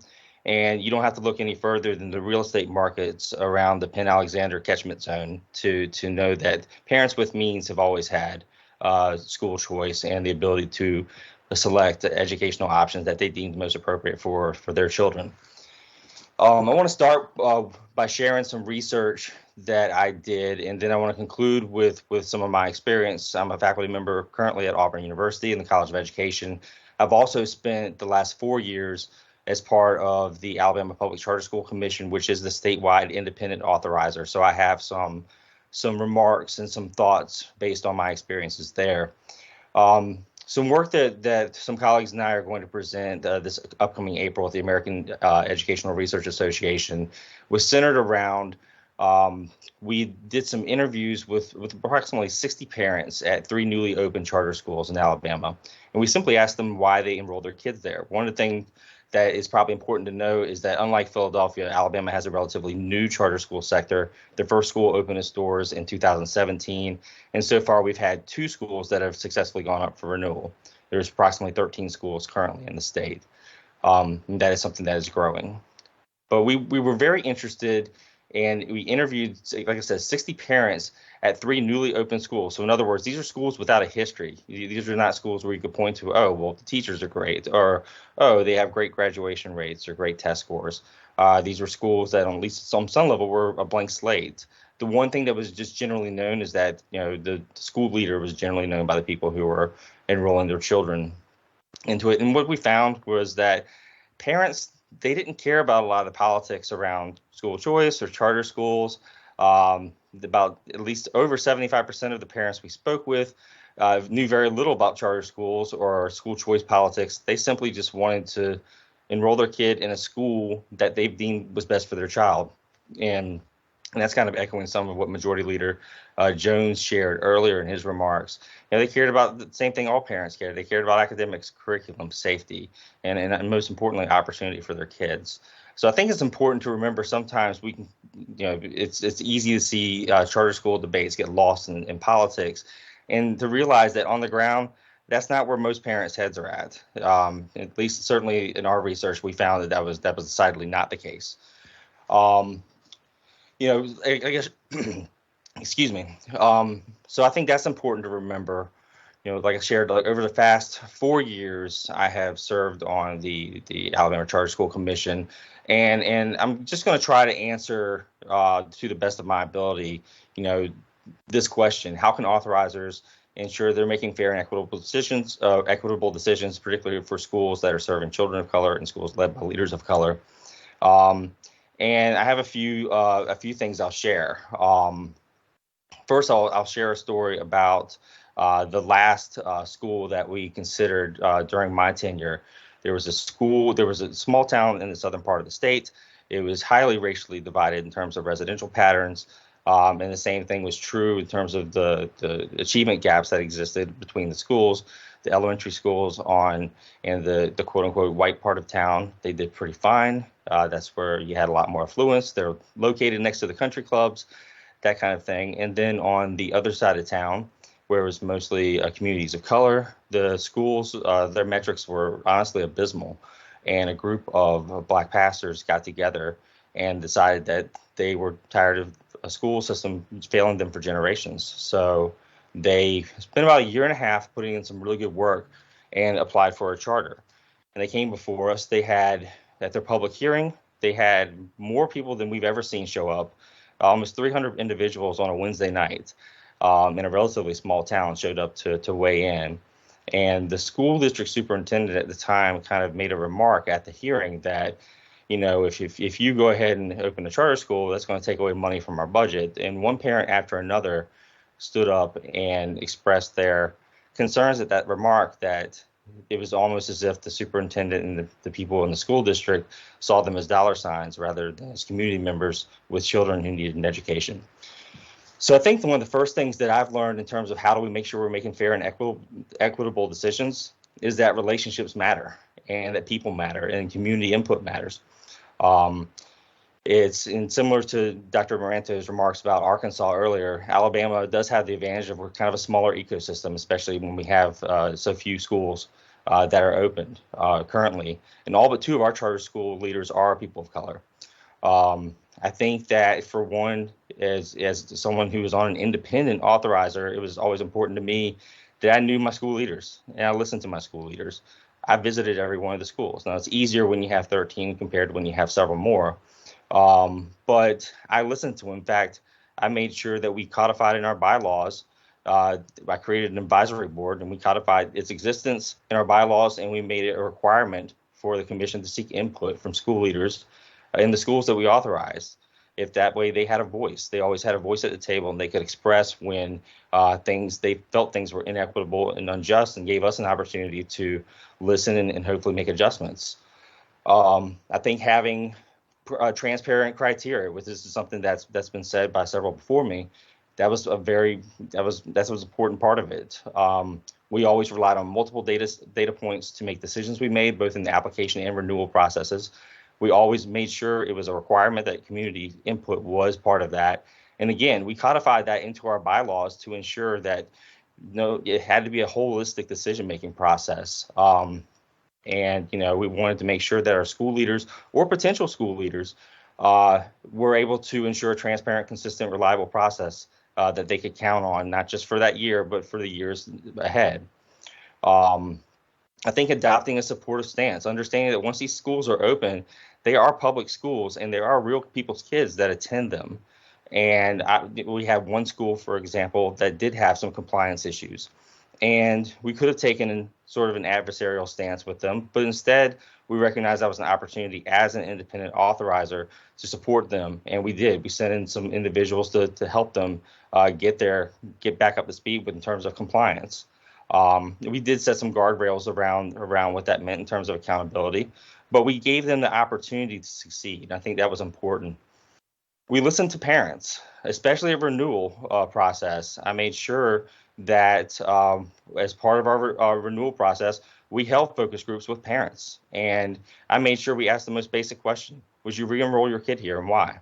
And they appreciated having that voice. I think that's important. We've encouraged partnerships. We're in the early stages. I'm very proud. We're in the early stages of establishing a charter school HBCU partnership pipeline with multiple HBCUs throughout the state. I think that's pretty important. But most of all, I think it's important that we make sure we honor the voices from the most marginalized communities, and we honor the voices of the parents who are making the decision to send their kid to these charter schools. They don't make it lightly. If they thought there was a better school, they would send their kid to a better school. When I say better school, I mean better school for their kid. You might have a family with 2 kids, and the better school for one kid is the neighborhood traditional public school, and the better school for the other kids is charter school. Again, parents I found to be pretty agnostic in terms of the politics of this, and I think that it would behoove us to do that as well. And finally, I'll end where Dr. Moranto began and name drop Marcus Foster. I was fortunate to be on a panel that honored him about a month ago, and in going back and reading some of his writings, I was just struck by, I think the success that he had was guided by pragmatism, and it was not guided by ideology. He believed in the power of the possible. And just to end with a quote from him, he said, we want people in there to get the job done, who get youngsters learning no matter what it takes. We're much less interested in beautiful theories that explain why the task is impossible. I do believe it's possible. And with that, I'll end my remarks. Thank you, Professor Marshall. We'll next hear from Board President Streeter. Mr. Streeter, if you're connected. Yes, sir, I'm here. Before President Streeter, good afternoon at this point now. How are you doing, sir? Thank you for being here. Before you start with your remarks, I just want to take a moment to recognize that Councilmember Mark Squilla has joined us. Good morning. Good afternoon, colleague. I just want to make sure we know for the record that you're here. Thank you, Mr. Chair. President Streeter, please. You have the floor. I apologize. That's all good. It's all good, brother. So good afternoon. Thank you for inviting me here today to join this panel discussion. I would like to first say thank you to all of our amazing educators in the city's public charter school sector and the school district sector who wake up every morning and decide to stand in the breach to educate our amazing learners. It takes a special, committed, and compassionate person to educate children that many believe cannot be educated.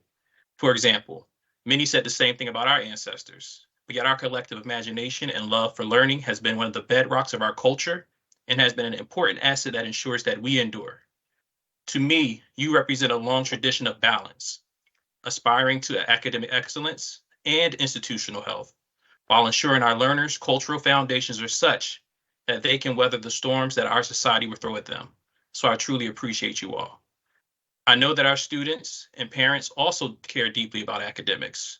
I have heard firsthand from students and parents at our board meetings and from our public engagement the board has done around the superintendent search, the superintendent's listening and learning tour, and from my own personal engagement in the community that our community cares deeply about student achievement in addition to culture and climate. They say that they value academic achievement and believe that is critical to student success and realizing their greatest potential in life. Hearing this message is heartening because the board shares this sentiment and is dedicated to increasing student achievement. I know that you would like to hear a briefing on the independent investigation into allegations of racial bias and charter authorizing practices. Because this is an active process, I cannot discuss it to the full extent now to ensure the integrity of the integrity of the investigation. My reason for saying this is because I would not want to unwittingly impact the perceived credibility of the report, nor inadvertently influence any source yet to be explored by the investigator. There is a lot I want to respond to here publicly that was stated in this hearing, but again, to maintain the integrity of the investigation, I aspire to not. Also, I do not have much substantive commentary to divulge about the investigation anyway, because it's truly independent. I am not privy to the specific allegations, nor which public charters have alleged said specific allegations. Despite this, the board called for an evaluation, and we have worked with members of the charter school sector to address some issues relating to bettering a mutually beneficial relationship between all stakeholders involved. We are now working in good faith with Ballard Spahr, a Philadelphia-based law firm that is conducting the analysis, and we are committed to this process. In fact, the board is investing a great deal of time and energy to support the work that Ballard is doing. I would like to note, however, that the board takes allegations of racial bias very seriously, which is why the board requested this investigation into specific allegations of discrimination and any analysis as to the discriminatory effects of the charter authorizing practices more generally. This is the scope of the analysis. The board is looking transparently at what we do in order to continuously improve our work on behalf of the city's learners. The Board of Education is committed to student achievement, as I mentioned before, the heart of our goals and guardrails, which allow us to focus decision-making and the district's resources on a student-centered approach to education. Goals and guardrails have allowed the board to set clear expectations for student success, monitor progress toward those expectations, and to adopt a budget and policies that provide support based on the needs of our students. The board is dedicated to working in partnership with you to ensure the district and our public charters are best positioned to meet the needs of our young people, who deserve a safe and nurturing school community where they are valued, respected, and encouraged. Just as the Board of Education is committed to student achievement on the district side, we look forward to continuing to build a strong collaborative relationship with our public charters to ensure that our learners are not only supported via climate and culture, but are also supported in their academic pursuits, wherever those pursuits take them in life, whether it's college, entrepreneurship, and/or the arts and entertainment. We believe that the charter sector is also waving the flag of student achievement. It is our collective responsibility to come together and serve as a village for our children to support, educate, protect, and inspire them to reach their greatest potential, especially when they face daunting challenges to their success and well-being. We look forward to continuing these partnerships and working with you to do this critical work to support our learners and our greater public school communities. We are a system of public education, and we should aspire to move forward with that top of mind. With that, I'll take any questions. Thank you, Mr. Chair, thank you. I'm here. Thank you, Mr. President, and thank you to this entire panel for your line of questions. I don't see any questions from council members or any council members queued up in the chat feature.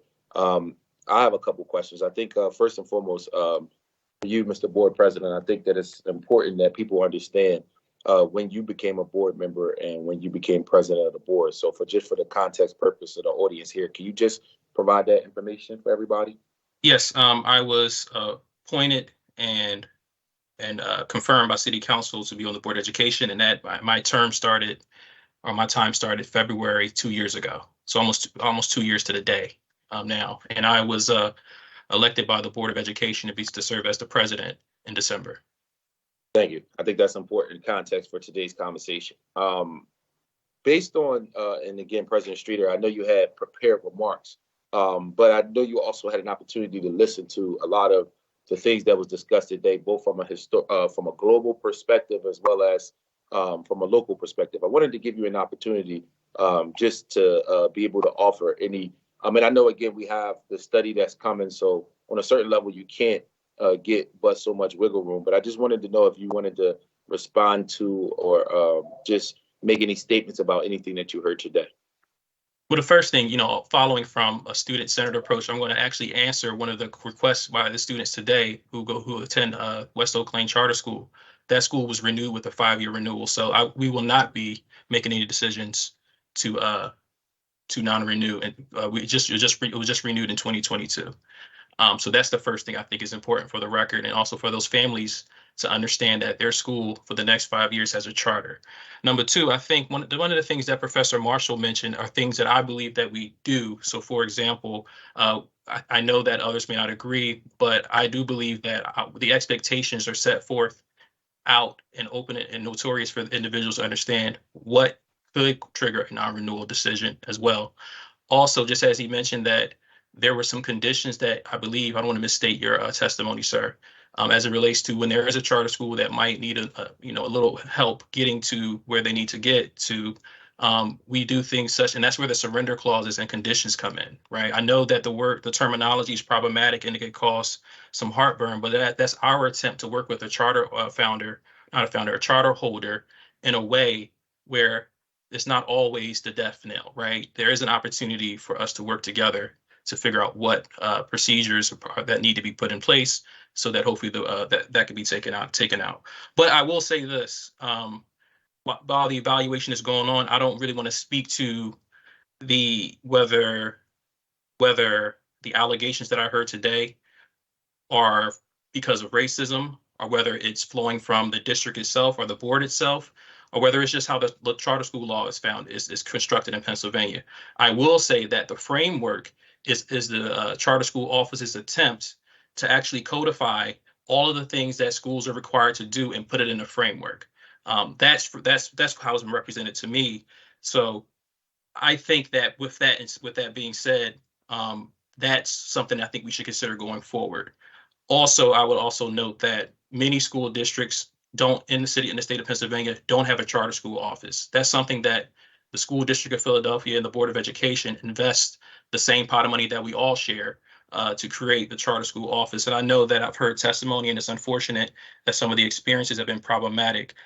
From my understanding, I believe that the charter school office is attempting to be that partner, but also at the same time be part of the evaluation process.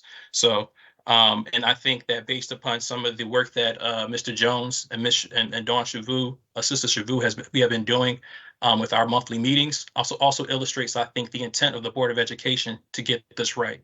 So I'm not here to bash anybody. I'm not here to say what you said is wrong.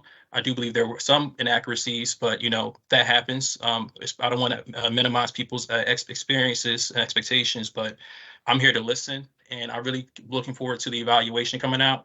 And then I think that it'll be appropriate for us to come back at that time, hopefully, and have another conversation. I agree with you, Board President Streeter. And I would like for either you or Mr. Jones, well, probably you, Board President, or Mr. Jones, either one. I think it's important that we talk about some of the success that we've had already. And I think that the listener audience and those that care about this issue should know that we have been able to accomplish some things thus far. Can we talk about some of the things that we have accomplished? Because I think that those things are a good positive. And then after that, I'll turn it over to Councilmember Squilla for questions. So I think one thing, so it was mentioned earlier about the issue of deadlines. Again, that was something that we were to work through even before the evaluation has come out. And we've made movements in the charter school office, or the charter school office has made movements to fix that problem, right? So anytime there's a deadline, charter schools will get the same grace that they should get as it relates to the deadlines, right? That's number one. Number two, there's a request for if there is a decision that might be coming down the pipe for non-renewal, that there's some type of mechanism where the charter holder knows exactly what's coming, right? So there is no surprises, finding out from other individuals who happen to be watching the meeting, like, oh, wait a minute, you're up for non-renewal and things of that nature. So that's another thing that we've also before, we've agreed to make sure that that doesn't happen anymore. And I think there's also some movement of how we can hear directly from the charter holders going forward, like in addition to what we hear from the charter school office as well, and what that looks like. That's something that's still yet to be determined. But I think those are two examples. Larry, am I missing anything? Good brother.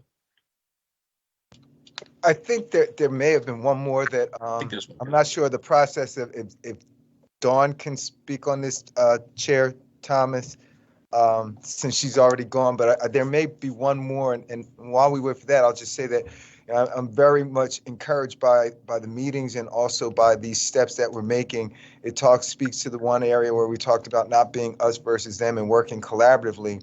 But I also think that some of this, the work where we're going to have to roll up our sleeves and address the evaluations and the evaluative process, including the framework.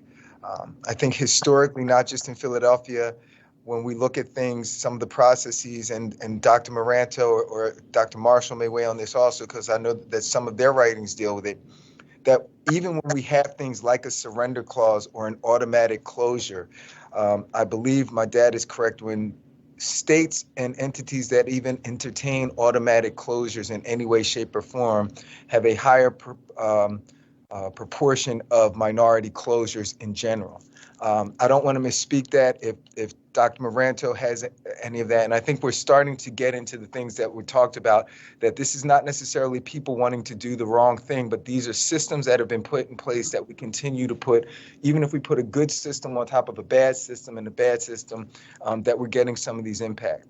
So I think you're absolutely right. That's we have to keep let me going. jump into that. That is absolutely what our data find on closures. If you have an automatic closure provision, it disproportionately harms Black-run charter schools and charter schools serving mostly Black kids. That is statistically actually absolutely what we find. It's a pretty strong finding too.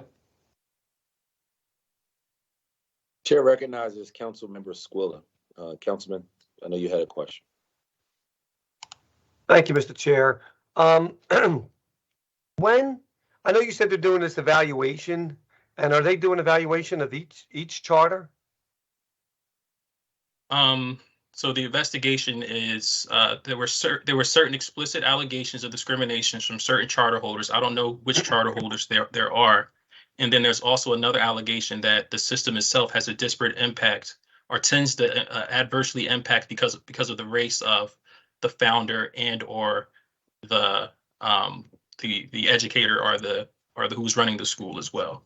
But I'm not sure if the investigation is seeking to talk to comparators, which is a legal term of art, individuals who may not be impacted in the same way to kind of see how they both weigh out. I'm not sure if the investigator is looking at other Black founded charter schools that may or may not be in the coalition. I'm not sure about that, but that's the scope of the investigation. Is there a way for us to get or a copy to the chair to get what they're going to be looking at so that we know? And because are they also going to be comparing some of these charters that they may not recommend to existing schools, to say, because if we're not recommending certain schools, what are we doing with the current schools that are nearby that are maybe similar or not as well run? And the reason why I'm asking that is we have some schools that are nearby charter schools and some charters that are functioning rather well, but yet are looking like they're getting recommendations to not approve. And when we look at also where they came from when they first started as a charter, how they progressed through, some challenges is in some of our Renaissance schools that we've had, they took over schools that were probably one of the most worst performing schools that we had in the district, and then are progressing. If they're progressing in a path that is getting better each time, even though it may not reach a standard, do we look at that also? That was my concern. Because the investigation is indeed independent, we designed it this way so that we wouldn't be as the board putting our finger on the dial. But those are all great points. I think those are all great points. But the allegations are the ones that we're looking at, and whether the system itself has a disparate impact because of the race of the founder. I mean, I think not even anecdotally, from my perspective, I've been on the board for 2 years, and I'm not sure what happened before I've been on the board for 2 years. But I would say the decisions and the votes that I've made were things that I would argue are not because of race. So, for example, if a charter school is unable to provide certain clearances, right? I think that's something that everybody cares about, irrespective of who the founder is important to make sure children are safe. Individuals serving on boards who might have had some criminal backgrounds that under state law precludes individuals from serving on said boards. There's things like that I believe are what is termed a legitimate non-discriminatory reason for why the school was closed. And I think we're talking about disparate impact as a legal framework. I'm hearing legal terms of art. I think it's important for me to also explain what that means. when you allege disparate impact, the data is the thing that gets you into the door, but that's not the end of the analysis. The next part of the analysis is that there's an opportunity to rebut the allegations with what are called legitimate non-discriminatory reasons. And then whoever is the one alleging the discrimination has to then show that that was all pretextual. They're made that it does, those reasons aren't real reasons, and they're really doing it because of race. I'm an employment discrimination attorney as well, so I kind of understand the terms of art. But with that being said, I don't want to minimize the impacts that it is having in real world. And I would argue, as a Black man living in America, there's almost no institution that we show up to as Black people where we have the requisite resources that might have been because of the legacy of slavery and things of that nature, Jim Crow, the things that have happened to our communities as well. So I understand that, right? So I'm trying to figure out, is it the district? Is it the Board of Education? Or is it that the resources that these single-led charters, which I think Councilmember Jones spoke about, that they're not bringing enough resources at the outset, and it causes this disparate impact?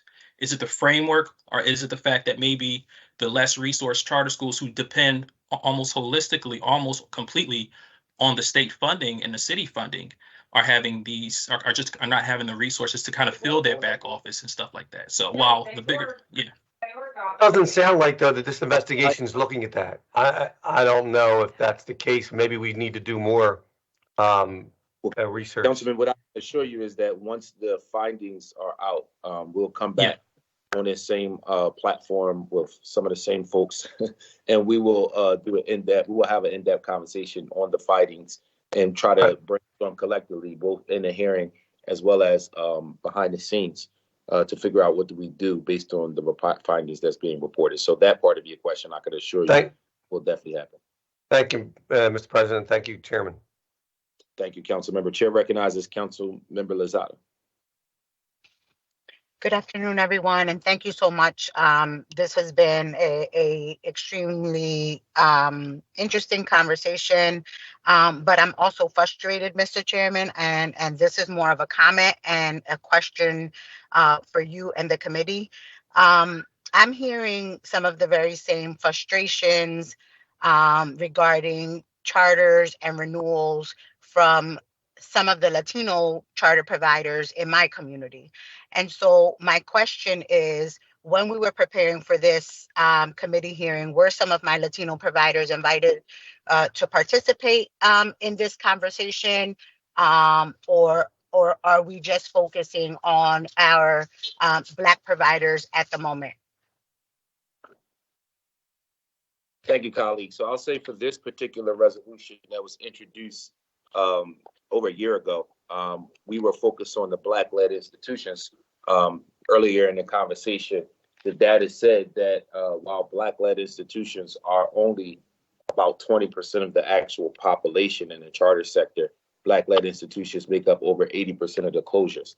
What I can say is, as chair of the Education Committee, and based on the work that we both do together and everybody else in this Education Committee, we know we represent the entire city. So if there's another issue that we should do a deeper dive into as it relates to a different demographic or a different sector, of course, I'm 100% open to that conversation. I'll bet that the school board members will be open to the conversation as well, too, based on the type of response that we've gotten from folks.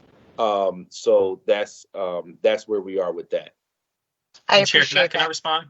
Can I respond, yes, Chair? Absolutely. So the scope of the investigation was to include other minority groups. That was the scope of the investigation. But I can't dictate what the investigator does, but that was the scope of the investigation. So I think the board has an interest in seeing generally if our practices have a disparate impact on the sector in whole. But we do appreciate the fact that the coalition has brought this to our attention and are leading the fight on this, or leading the discussion on this.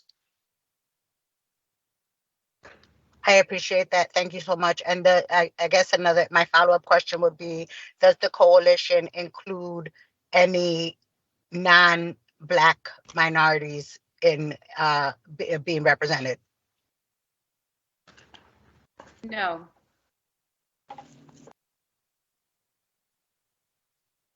Well, I can say that, as I mentioned, the some of the charters that are minorities as well, who I come in contact with on a regular basis have experienced some of the very same challenges when dealing with the charter school offices. They have expressed frustration as it relates to the renewal process, and oftentimes not really knowing where they are in the process. And so, I just want to make sure that I put that on the record. And I know that we were talking about some of the successes and what some of the steps moving forward are going to be. If we can also include in that the ability to inform families when charters are going to be or are not going to be considered to be renewed, right? Oftentimes they're the last ones to find out whether their charter school that is within a walking distance or that is a better option for their family or their family's option, right? Oftentimes they're the last ones to find out that there's a possibility that the renewal will not happen. And they are they're in the dark. They have no idea why. All they know is that the teachers that are there or that the charter school administration in general has been providing their children with a successful academic journey as far as they're concerned. And sometimes when they hear that they're not up for renewal, it starts to trigger other types of questions that really never get responded to. And so I just wanted to make sure that, we're all aware of that as well. Council, I think you have to call on us. I don't know. Yeah. No, I just so Councilmember Lozada, thank you for your comments. It's very much appreciated. I seen that Mr. Jones and Mr. Vu both have their hand up. I'll let you guys choose who gets to speak first, and then we'll look up the wrap. Then we will look to wrap today's hearing up. I said I went to Morehouse, so I have to defer to Dawn. Thanks, Mr. Jones. So first, thank you, Councilmember Lozada, for your comments. And I could not agree with you more that parents and oftentimes students are some of the last people to find out about, these types of school closures, which and they're the most affected. And I referenced that in my testimony. If you heard me speak earlier during the hearing, I would also just like to say that, that is one of the issues and recommendations that we put forth before the board that they are currently considering. And the third recommendation that wasn't mentioned was the report publication, so that there is at least a 2-week period of time in advance of a public discussion for the specific charter school on their reports to have a meeting with the Board of Education. And I think we probably need to make sure, we definitely need to make sure the information that is not just going to the schools, but is going to the school community. And that's also what students said as well. They said they want to have a seat at the table too, so that input can be heard directly from students regarding how they feel about the schools before the board makes a decision. And I would just like to sort of address something that board president Streeter said, and I'd like to thank him for even being here today and his comments and for his willingness to sit at the table with us to begin working on this on these solutions, even though an investigation is not yet has not yet been finalized. That in the last 2 years, one of the issues that we've raised in our recommendations for changes is that the board needs to hear directly from the schools and not rely solely on the charter school office, because we believe there are flaws in that system. There are schools that have certain experiences, different experiences with different evaluators, and not everyone's experience is consistent with the people that lead that office. And so for us, we felt since the board is making such a serious decision that has so many consequences and impacts so many children and families, both in the Black community and especially in the Latino community as well, that they need to have full and complete information. And we just don't believe that is currently the case in the way that we currently function in terms of the renewal and evaluation process. And so I am hopeful that with some of the recommendations that we are currently talking through, and some of the things that the board has already agreed to do, will create a more level playing field and provide the board with opportunity to hear from both the schools and the CSO, as opposed to hearing directly from the CSO and then only giving schools like 2 minutes to comment during public board meetings. So we're really excited about that potential change in our process, and hoping that will give board members fuller and more complete information before they make such a consequential decision that can impact so many children and so many families. So just wanted to add that. Larry? Thank you for your remarks, Mr. Jones. And then I'm actually wrong. We're not going to wrap the hearing up. We're going to move into public comment. So after Mr. Jones, President Streeter, if you have any final remarks, I'll let you go, and then we'll move into the public comment component. Mr. Jones.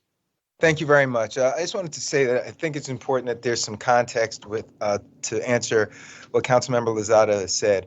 A lot of this started off because over the years, and I've been in the charter school world since 2001, we've seen a lot of these things happening. And what would happen is you would get together with people and you would have conversations and say, hey, this doesn't seem right. And then when people would say something, as was mentioned earlier, there was retaliation. So people were scared. Nobody wanted to say anything.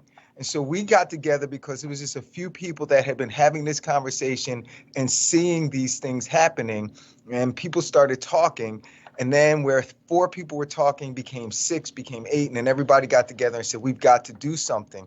And so there was not a purposeful exclusion of anyone. And like many movements for equity and justice, it starts because of fear of the injustice creates us to come together. We all know that the purpose for a fist is not to hit, it's simply to protect the fingers. And finally, I'd like to say to Councilmember Lozada, we have had communications with our Latino brothers and sisters, and we will continue to have those conversations, because wherever there is any form of inequity, whether it's in prison reform, education, charter schools, we feel that we have to be ethical and moral. We can't not say something against one and then want to have equity and justice for the other. It's an all or nothing thing. I appreciate that. Thank you so much. Oh, sorry, colleague. I'm sorry.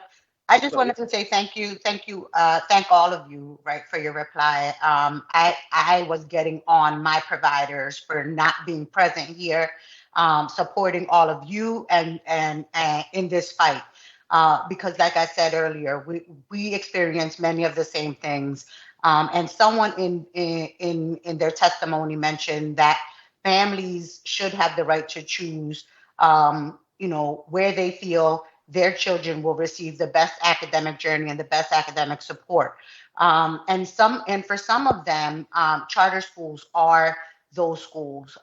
We need to work together to ensure that parents have the ability to be able to make that choice, so that they can go on and do whatever it is they have to do during the course of the day in order to provide for their families. And so all of my charter school providers have responded that they want to be a part of the conversation. They want to join and support in the ability to do whatever is necessary to make sure that there is equality in this process and that there is fairness. And so I just wanted to make sure that that was on the record. Thank you all. Thank you, colleague. I appreciate you so much. Board President Streeter. I just want to say I appreciate this conversation so much. And I think that the more that I sit here and listen, we're all looking at I think we all want the same things, right? And I think that we need to come together as a village and figure out how we all get there while balancing all of our responsibilities, right? And I think that if we do that, we'll be better for it. And I think that what's also important, I think, speaking for the board, the whole idea of a system of education. Yes, we do understand that charter schools were created to be innovative, and have a level of independence that district, the old school district brick and mortar schools don't have. But I have heard, principals and public schools. I know Brother Jones, you said the same thing. You have kids matriculating in and out of the charter sector and the public sector within the same school year. And, issues as it relates to student achievement and academic achievement. I understand that that's a loaded term, so that the board does have an interest in ensuring that whether a mother or father or fictive kin wants to matriculate their child from one part of the sector to the other, the district charter, that it is as a seamless transition as possible. But again, understanding that the allegations that have been made, the board took it seriously. We decided we could have ignored, the requests, right? We could have said we don't want to meet with you all monthly as we have, but we decided to do that because we do want to fix the problems. But with that being said, we do understand that there are legal requirements, which I think the framework tries to encapsulate. Maybe we can, maybe a work can be done on that. We'll see what the evaluation says. And I think that we also have an interest in ensuring that for the next 5 years, that a charter school is equipped, irrespective of who the race of the founder is, to give the students the educational experience they deserve. And I think that that's also one of the things that makes the board, that pushes the board's agenda as well. So I'll tell you also straight away, discussions about how much money this might save the district, that never even comes up in the conversation when we make these decisions. We never talk about, oh wow, this could put money back into the district coffers. That's not even something that we even talk about. It's not even part of the analysis, the discussion. I don't see an implicit or explicit bias as it relates to charter authorizing by the board at all. What I see is that the board trying to have a laser focus on student achievement, and charter schools having the ability to have schools that can exist for the next 5 years for their term, or in perpetuity if need be, in a way that serves the best interests of our children. So, and I heard earlier someone say boards that tend to not look like the individuals who run the charter schools. Well, I kind of do take a little umbrage to that. I mean, I'm a Black man from Philadelphia with the Germantown High School, and I also didn't go to public school my whole career. I'm still living in the same community that I grew up in. 6 of the 9 board members are Black people, or Black individuals. One is Latinx, one is of Asian descent, and one is raising a diverse child. So I don't know if that bias is inherent here, but what I can say is we are doing the work, and we're going to figure this out. And I look forward to working with Councilmember Thomas as chair of education, because I think we both want to be problem solvers, not just rock throwers. Thank you, President Streeter. I appreciate your comments. And as we close out, I want to first ask, are there any questions or comments from members of this education committee? Any other? Okay. So as we close out our conversation, I just want to, first of all, thank everybody for today's dialogue. Excuse me. I've been sitting here in a queue, and I would like to have something to say regarding the conversation. This is Ms. Peoples, Bernadette Peoples. You called me earlier, and I couldn't get in, and I finally got in to have a seat at the table. So I'd like to have something to say, if you allow me to. I'm so sorry. We are running low on time. So we did call you multiple times. The best we can do is and I apologize for that. The best we could offer, because we, have to move on to public comment, and we have another hearing as well too. So we're going to delay that. If you could just offer us a brief summary of what your testimony was going to be. Maybe kind of brief it up in maybe a minute or so. That'd be sure. Thank you so much. Yeah. I appreciate it. I just want to talk about how parents do have choice, but parents are not educated on what their needs are. If parents can have the opportunity to be at the table. I'm sorry. You have to start by stating your name for the record, and then my name is gives a brief summary. Thank you. My name is Bernadette Peoples, and I just want to talk about the choice that parents do have. But if the parents don't have the opportunity to be at the table, seat at the table, to when all the arrangements are going on. I had the opportunity to be with the school district of Philadelphia for 2 years, 9th and 10th year of my daughter's education. And I had the opportunity to be at the seat with the charter school at 10th and 11th and 12th grade. So I evaluated both seats. So, the district didn't give me the opportunity to be at the table.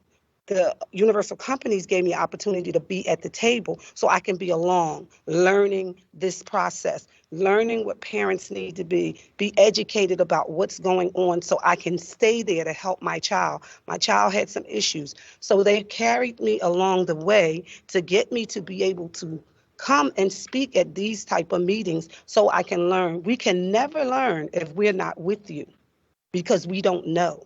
So whenever we have, with all the diversities and all the things that's going on and all of the gun violence and everything that's going on here in the city of Philadelphia and other places, until we, the people, you, me, we, have the opportunity to educate our families in different ways. And everyone to be educated has something different, but we have to hear what other people are saying. And sometimes we miss the opportunity so fast and we don't hear. See how the young man, see how you all gave me the opportunity just to speak? It's a lot going on. No one's better than anyone, but whatever suits that household, whatever the need is for their household, allow the parent to parent. There needs to be educated on what it is for them. And then we could come together. I've been in a system with the charter school 14 years now. I can tell you from the schools that my children and my grandchildren is how many times they've been into the building. But do I want to blame? No. Whenever they come together and the charter office needs something, I support them where they're weak. Until we all learn to be on one page, we can never get where we need to be. And I'm so glad that this conversation is coming, because there's so many people that needs help, and I thank you. Thank you for your testimony, and sorry we had to abbreviate it. As we close That's out, okay, 'cause I sent it in too. thank you. Thank you for being here, and thank you for being an involved parent. That's a big part of the solution as it relates to some of the issues that we're facing. Yes. As we look out to close, out this formal side of today's conversation, I just want to remind folks in the listening audience that 80% of the schools that's been closed in the city of Philadelphia are Black and Brown led institutions, specifically Black founded and led institutions. And while we do appreciate today's dialogue, we appreciate the flexibility of a lot of folks who've been involved in this conversation and a willingness to make this stuff happen. Myself as the chair of the education committee, President Streeter as the president of the school board, you can even throw our superintendent there. A lot of the hats in the leadership that we're seeing right now in the city of Philadelphia weren't in place when a lot of these decisions were made. So what we all look like as African American folks leading this conversation, as well as school board members and other decision makers, this wasn't always necessarily the case. So at the end of the day, this problem that we are trying to address is one that I believe personally is a systemic problem that existed long before any of us got the seats that we have. And it's going to take time and a collaborative effort to put us in a position to really analyze the true issues facing this bigger problem. Because based on today's conversation, it's not just a Philadelphia problem. What we're hearing is this is a problem that's happening in Black communities all across the country. Now, the reason that the problem exists can be unique to what we're facing in the city of Philadelphia, but something is going on in the water as it relates to Black and Brown folks. And I truly appreciate everybody for being a part of this conversation, because I think what we're doing is we're number one, willing to listen to people when they tell us that they have an issue. Number two, what we're willing to also do is to say if there is an issue, we don't want that issue to exist. We want to actually rectify it. And I think that those are important steps to take when you're trying to solve any systemic problem that existed long before any of us got the seats and the titles that we have. So thank you, everybody, for today's conversation. I'm going to step back into being the chair of this committee, and I'm going to say one more time formally, are there any questions or comments from members of the committee? There being no further questions from members of the committee and no further witnesses that can't be right. Mr. Maynard, help me out. We got to call those witnesses. Let's kick it to public comment and then we can wrap. Yes. Modesto team, can you guys help us for public comment?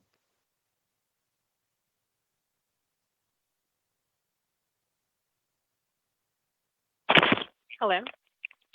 Hi, are you Ashley? Yes. Good afternoon, Ashley. Please state your name Hi. for the record and you can begin with your testimony. Okay, this is Ashley Redfern. I'm the CEO of American Paradigm Schools. We are the charter management organization that manages Memphis Street Academy Charter School, a school that predominantly serves African American and Hispanic students in Port Richmond. Memphis currently outperforms the national growth standards in standardized testing by 18% and has transformed a school once known as Jones Jail into a community resource and safe haven. The school district is attempting to close Memphis Street Academy. However, we have filed 2 complaints alleging systemic racial bias by the district in its charter authorization practices. A lot of things have been already stated here in this hearing, but our first complaint was filed with the Pennsylvania Human Resources Relations Commission and the second with the Eastern District of Pennsylvania. We believe that the overemphasis on achievement on standardized tests and the closure of those charter schools based on that is going to be biased and is biased against minority charter schools such as Memphis Street Academy. We had gone through the renewal process with the rest of our renewal cohort last year and had been given every indication that we were going to be renewed. We fully met the metrics in finance and compliance, as many schools did not because there was no standardized data for academics. We did not meet that criteria. And due to a surrender clause where we have no civil rights to appeal under that, Memphis Street was slated for closure.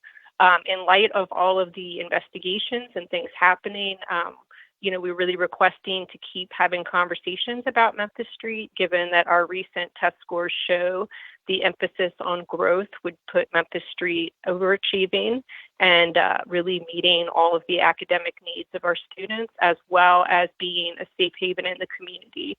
So while we are waiting on these investigations into biases in the system, which we are acknowledging may not be personal biases, but systemic ones, we would request that there be some grace given on proceeding with any actions against schools. Thank you for your time. Thank you for your testimony. Mr. Maynard, will you please call the next witness for public comment? Council support, do we have Steve Bilski for public comment?